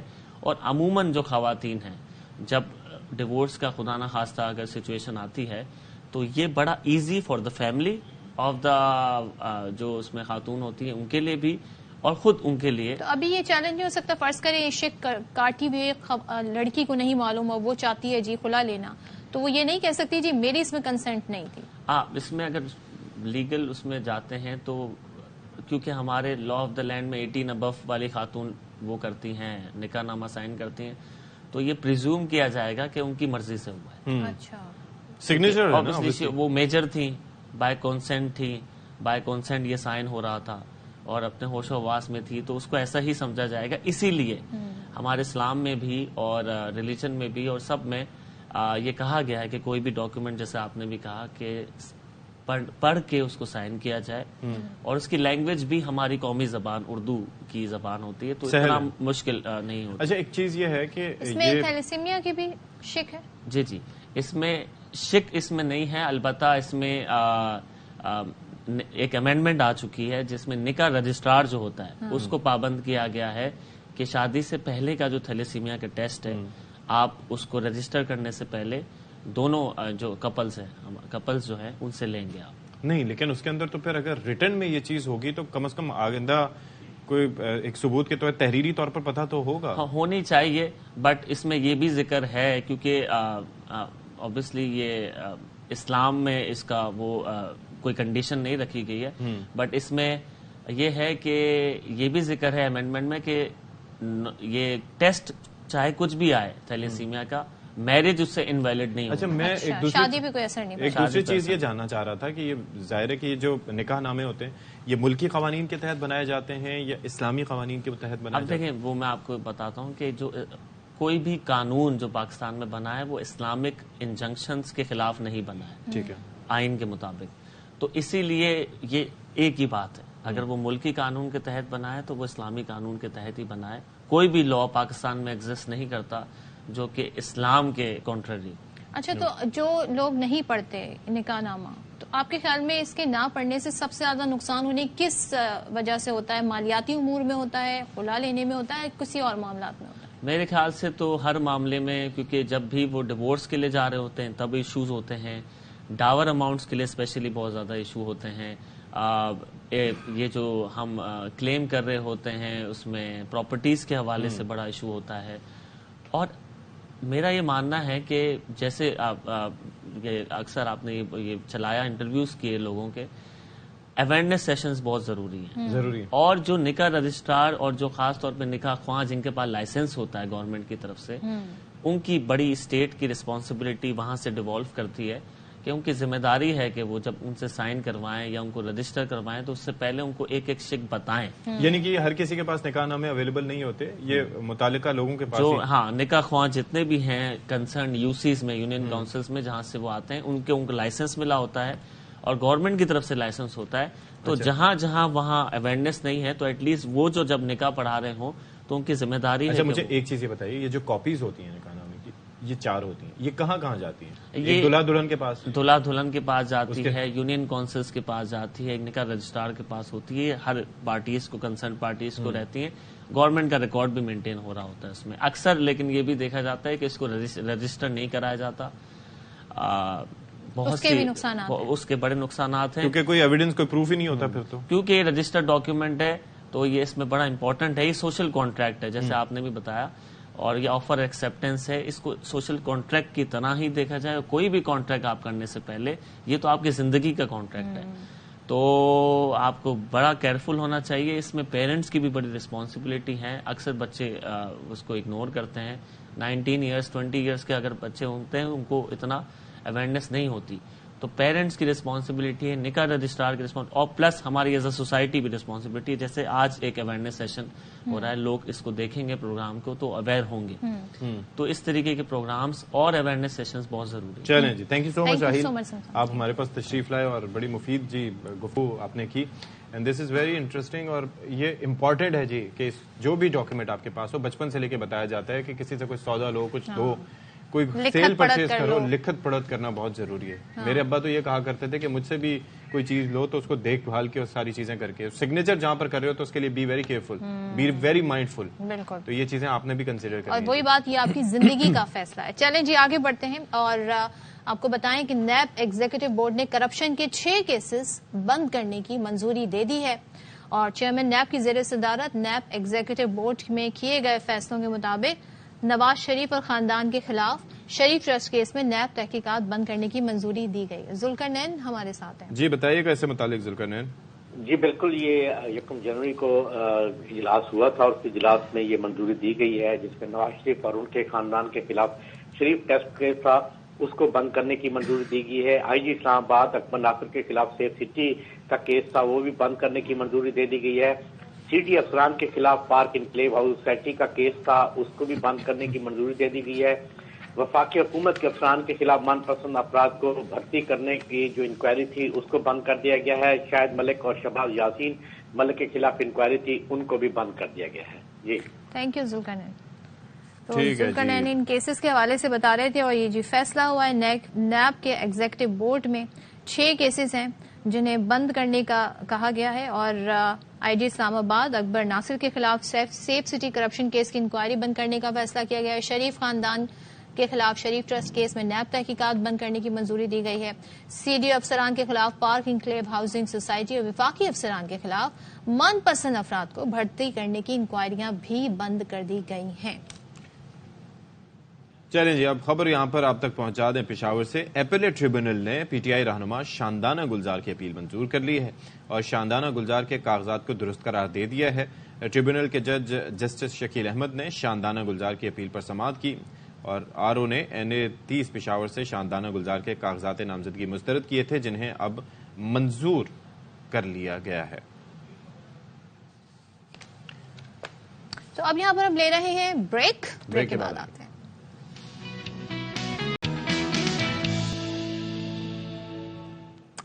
Welcome back once again. اور کہتے ہیں نا گورے رنگ کا زمانہ کبھی ہوگا نہ پرانا, لیکن اب یہ باتیں ہو گئی ہیں پرانی. نہیں, اس کا بھی توڑ آ گیا تھا. کیا سانولی سلونی سی جی, اس لیے کہ بھائی گورا جو ہم وی آر ایشینز, اور ہماری جو یہ چمڑی ہے نا یہ گوری نہیں ہے. اس کو آپ لاکھ کوشش کریں گورا کرنے والی کریموں سے گورا کرنے کی, یہ نہیں ہوگی. جو نیچرلی اللہ تعالیٰ نے آپ کو بنایا ہے, جو آپ کی اسکن ہے, آپ فوکس یہ کریں کہ آپ کی اسکن خوبصورت ہو, گلوئنگ ہو, ٹو ٹون نہ ہو, اور ہیلدی اسکن ہو, تو آپ خود بخود اچھے لگیں گے, آپ کی شخصیت یعنی کہ ٹو ٹون نہ رہنے دینا وہ بھی آپ کے اپنے اختیار میں ہوتا ہے. جی ہاں, ظاہر ہے آپ خیال رکھیں گے اسکن کا تو آپ کی اسکن اچھی اچھا, تو ہم دکھے گی, خوبصورت لگے گی. کریک ڈاؤن کے حوالے سے ظاہر ہے کہ بات کیا تھا, یہ بڑا ایک کنسرننگ ہے, اور یہ پنجاب میں تو انہوں نے دیکھا کافی کریک ڈاؤن بھی کیا, اور ہوا یہ ہے 70 سے زائد غیر معیاری کریمیں ان پر پابندی لگا دی گئی ہے. اور نگراں پرائمری اور سیکنڈری وزیر صحت کے مطابق 24 کریموں کے برانڈ مارکیٹ سے اٹھا لیے گئے ہیں. تمام غیر رجسٹرڈ پارلرز اور اسکن کلینک کو بند کرنے کے لیے بھی احکامات جاری کر دیے گئے ہیں. اچھا, ایک اور چیز بھی ہے, सदफ आपने ये देखा होगा कि जब पार्लर वगैरह में आप जाते होंगे तो एट टाइम्स ये होता है आपको नहीं पता कि वो उसमें से निकाल के क्या चीज आपके ट्रीटमेंट के लिए लगा रहे हैं। क्रीम्स होती है, इसमें बहुत सारा केमिकल्स है जो आपकी इन लॉन्गर टर्म आपके स्किन को डैमेज करता है। शुरू में तो शायद आपको लगे बड़े अच्छे लग रहे हैं हम, लेकिन छिल जाती है ना, छिल जाती है, ब्लीचिंग और ये सारी चीजें, और अब तो ग्लूटाथियोन के इंजेक्शन भी लगने लगे हैं, जिससे बड़ी मिथ ये है कि हम गोरे हो जाएंगे। तो मार्केट में अवेलेबल भी है। तो डर्मेटोलॉजिस्ट डॉक्टर काशिफ अहमद मलिक हमारे साथ मौजूद हैं। बालों का मसला हो या स्किन का, वो हर चीज का सोल्यूशन बताने के लिए। Thank you so much for joining us Kashif. बहुत बहुत शुक्रिया भाई। ये मुझे टॉपिक आपका बहुत अच्छा है and it's very good. I am very happy with Punjab government कि उन्होंने क्रैक डाउन किया है, बिकॉज आप बिल्कुल सही कह रहे हैं। आजकल लोग अफसोस के साथ कहना पड़ रहा है कि पैसे के लिए कुछ भी कर सकते हैं। उनको पता चल जाता है कुछ फॉर्मूला क्रीम्स जो आ रही हैं वो स्किन के लिए, फेस के लिए तो होती नहीं है, दे आर स्टीरॉइड्स। वो क्या करेगा, आपने लगाया, आपको वक्ती तौर पे फेयरनेस हो गई, लेकिन हमें जैसे ही छोड़ा आपकी स्किन पतली हो गई, आपकी ब्लड वेसल्स दिख रहे हैं, फिर पिगमेंटेशन हो जाएगी। देखिए मैं बहुत शोज करता हूँ गोरेपन पे, मैं कहता हूँ स्किन को दिलकश होना चाहिए। आपने बात बहुत अच्छी की थी, टू टोन स्किन ना हो, वो हम इम्प्रूव कर सकते हैं। मैं खुद भी ग्लूटाथियोन इंजेक्शन लगाता हूँ, ओरल देता हूँ, लेकिन मैं बहुत ज्यादा केयरफुल रहता हूँ। मैं ब्लड टेस्ट करवाता हूँ, उसमें IgE, LFT, आपका विटामिन D और आपका UC जो कि किडनी के फंक्शंस को देखता है, फिर हम लगा सकते हैं। आजकल प्रॉब्लम ये हो रही है कि ये इंजेक्शंस और ये क्रीम्स जो है, इससे मर्क्यूरी जो है वो बहुत ही समझे जहरीली क्रीम है। वो बहुत तेज होती है, स्किन को बहुत जल्दी इफेक्ट करती है, लेकिन साइड इफेक्ट्स इतने हैं कि उसका इफेक्ट ही उसका साइड इफेक्ट है कि वक्ती तौर पे फेयर कर देगी, लेकिन अब आप जिंदगी भर तो नहीं लगा सकते ना उसी मिकदार में। तो ये बहुत ज्यादा मिथ है, लोगों को गोरा होने का शौक भी है, लेकिन मैं ये कहता हूँ कि आप गोरा होने की बात नहीं कि आपके स्किन दिलकश हो, एक ग्लो हो, वो हम सबके हो सकता है। ये सोसाइटी में हमारी क्रेज है, हमारे यहाँ चांद सी बहू देखी जाती है, गोरा रंग हो, दूध जैसा, मतलब यू नो। जी बिल्कुल आप सही कह रही हैं। क्लाइंट ज्यादा खवातीन ही होती होंगी, ज्यादा खवातीन होती है। अब लड़कों में भी काफी ये हो गया। अगर तो मेरे पास एक लड़का है जिसको रिजेक्ट कर दिया था लड़की वालों ने कि उसका कॉम्प्लेक्शन डार्क था। सीरियसली? जी सीरियसली। तो वो आया है, लेकिन उसके मैंने ब्लड टेस्ट करवाया, माशाल्लाह अच्छे रिजल्ट्स आए। लेकिन देखिए वो जो होता है गोरा हो जाना, बिल्कुल हम अंग्रेज बना दें, that is not possible. Jin celebrities ने, जिनको मैं जानता हूँ, जिन्होंने लगवाया, उन्होंने ओवरडोज किया है। ओवरडोज करने से प्रॉब्लम होता है, किडनी और लिवर आपका डैमेज नहीं होता। दूसरी एक चीज ये है कि इतने साइड इफेक्ट्स, परफेक्शंस वगैरह की तरफ लोग जाते हैं। आप ये देखें गोरों की स्किन में फ्रेकल्स इतने होते हैं। बिल्कुल आप सही कह रहे हैं, दे हैव टेरिबल स्किन। मैंने जब रियल में देखा, दे हैव टेरिबल स्किन। उनकी स्किन की इतने गंदे फ्रेकल्स होते हैं, पूरी बॉडी पे पैचेस होते हैं, पूरे फेस पे होते हैं, रिंकलिंग बहुत ज्यादा है क्योंकि उनकी स्किन बहुत ज्यादा सन डैमेज हो जाती है। हम जो है अल्हम्दुलिल्लाह वी आर एशियंस, हम लोग ब्राउन पीपल हैं, वी आर ब्राउन। तो ब्राउन में बहुत अच्छा कॉम्प्लेक्शन हो सकता है, बहुत लाइट वीटिश हो सकता है। वो आपने बिल्कुल सीखा, वो दिलकश लगना चाहिए। टू टोन स्किन से हमें बचाना है। तो मैं तो जब भी ग्लूटाथियोन इंजेक्शन लगाता हूँ या वो करता हूँ, मैं तो ब्लड टेस्ट पहले कराता हूँ, फिर आई मेक श्योर कि क्यों कराते हैं ब्लड टेस्ट लिए कराते हैं बिकॉज विटामिन D कम हो सकता है, आपका किडनी का फंक्शन खराब हो सकता है, लिवर फंक्शन खराब है, और कुछ लोगों के ऑलरेडी खराब होते हैं, तो मैं उसमें नहीं लगाता हूँ। हमें एजुकेट करना है ना हमारी आवाम को। आप ऐसा कर रहे हैं, मगर मेजॉरिटी आई थिंक ऐसा नहीं, ये प्रैक्टिस नहीं है। जी अफसोस की बात ये कि हर कोई इस फील्ड में आ गया है, जिसके पास डिग्री है या नहीं है, वो शॉर्ट कोर्सेज करके आ जाते हैं, उनको बहुत पता नहीं होता। अफसोस ये भी होता है कि उनको लेबोरेटरी टेस्ट पढ़ने तक नहीं आते। तो ये होते है कि देखिए अब आप लोग भी माशाल्लाह एजुकेटेड हैं और बहुत मुझे खुशी होती है आपके शो पर, तो मैं जरूर आता हूँ कि इसमें अवेयरनेस डायरेक्टली मिलती है लोगों को कि प्लीज कुछ भी वो ब्लड टेस्ट करा लीजिए ताकि आपको खुद पता चल जाए आपके अंदर से क्या प्रॉब्लम है। और ये क्रीम्स बिल्कुल इस्तेमाल ना करें, चाहे वो कितने ही दावे कर रहे हो, क्योंकि इन क्रीम्स में हमेशा मर्करी और इस तरह की मटेरियल्स। मर्करी वाली तो बिल्कुल ना करें। अच्छा जो मैं क्रीम्स देता हूँ आप उसको पूरा पढ़ सकते हैं, वो सारी डर्मेटोलॉजिकल और फार्मास्यूटिकल कंपनीज की होती है, तो उनमें पूरा आपका इंग्रेडिएंट लिखा हुआ होता है। मैं एक चीज बताऊं, ये जो पार्लर्स पे आप जाते हैं आजकल, गली मोहल्ले, चौक चौराहे, जगह जगह बड़े बड़े छोटे छोटे, जी वहां पर 3-4 क्रीमें मिक्स करके खाती, उनको नहीं पता होता खातीन को कि वो क्या लग रहा है, किस तरीके से लग रहा है। बिल्कुल सही। मेरे ख्याल में सदर जैसी कोई खातून जाए तो शायद वो एक एक चीज के बारे में पूछें कि समझदारी यही है ना, लेकिन नॉर्मली अंडर द प्रेशर कि जी जल्दी जल्दी करना है, ये करना है, तो वो पूछती भी नहीं है क्योंकि वो समझते हैं इतनी रेप्यूटेबल जगह बेटनोवेट डर्मोवेट मिला देते हैं, इतनी स्ट्रॉन्ग स्टीरॉइड्स हैं वो कि एक्जिमा में दी जाती है, वो तो फंगस पे भी नहीं देते हैं। उनका साइड इफेक्ट ये कि वो वक्ती तौर पे स्किन को लाइट कर देता है, दाने खत्म कर देता है, पेशेंट बड़ा खुश है। जैसे ही उसने छोड़ा तो उसको हो गया ये। अच्छा चले, हम कुछ ऐसी जो हमारे किचन में अवेलेबल चीजें हैं उससे अगर आप बताना चाहें। बिल्कुल। और गोरा नहीं, स्किन क्लियर करना, स्किन वन टोन करना। राइट, मैंने एक बड़ी आसान सी क्रीम बताई थी एक और चैनल पे, आपको भी बताना, उसका नाम है दबंग क्रीम। दबंग दाल से है दूध 1 चम्मच, बे से है बेसन 1 चम्मच, नून से नारियल का तेल 1 चम्मच और गाव से है घी गवार जो कि एलोवेरा जेल है। इन चारों को मिक्स किया आपने पहले पैच टेस्टिंग जरूर कर लीजिए, बिकॉज एज अ डॉक्टर मैं जरूर कहता हूं कि आप अपनी स्किन का ख्याल कुछ भी लगाने से पहले आप पैच टेस्टिंग करें, और फिर आपको सही है, कोई मसला नहीं है, लाली खारिज नहीं हो तो रात में आप लगाइए, आधे घंटा पहले, फिर 1 घंटा, फिर 2 घंटा, फिर लगाइए, और फिर उसके बाद क्लीन वाटर से वॉश करके आप सो जाइए, तो स्किन बहुत बेहतर होती है। लेकिन यस, एज अ डॉक्टर मैं ब्लड टेस्ट जरूर कराऊंगा, क्योंकि अगर किसी को पिगमेंटेशन का प्रॉब्लम है तो हमें देखना है शुगर लेवल्स कैसे हैं, थायराइड कैसा है उसका, लिवर फंक्शन ठीक है कि नहीं, या किडनी है, तो हमें एज अ डॉक्टर पहले इवेल्युएट करना है। और ये organic remedies of course they work, लेकिन अगर आप अंदरूनी तौर से सही हों तब। और मर्क्यूरी बिल्कुल नहीं होना चाहिए। मैं अपने सारे नाज़रीन और सारे व्यूवर्स को कह रहा हूँ कि मर्क्यूरी वाले बिल्कुल ना इस्तेमाल करें, जरूर देखें कि उसमें क्या लिखा है। Thank you so much. Dabangg cream जो जबरदस्त याद भी रहेगा नाम की वजह से कि इसमें क्या इंग्रेडिएंट्स। चलें जी, इसके साथ ही वक्त आ गया सदफ अब्दुल जब्बार का और मेरा आपसे इजाजत चाहने का। तो शाद रहिए, आबाद रहिए, अपना बहुत सारा ख्याल रखिएगा। अल्लाह हाफिज। अल्लाह हाफिज।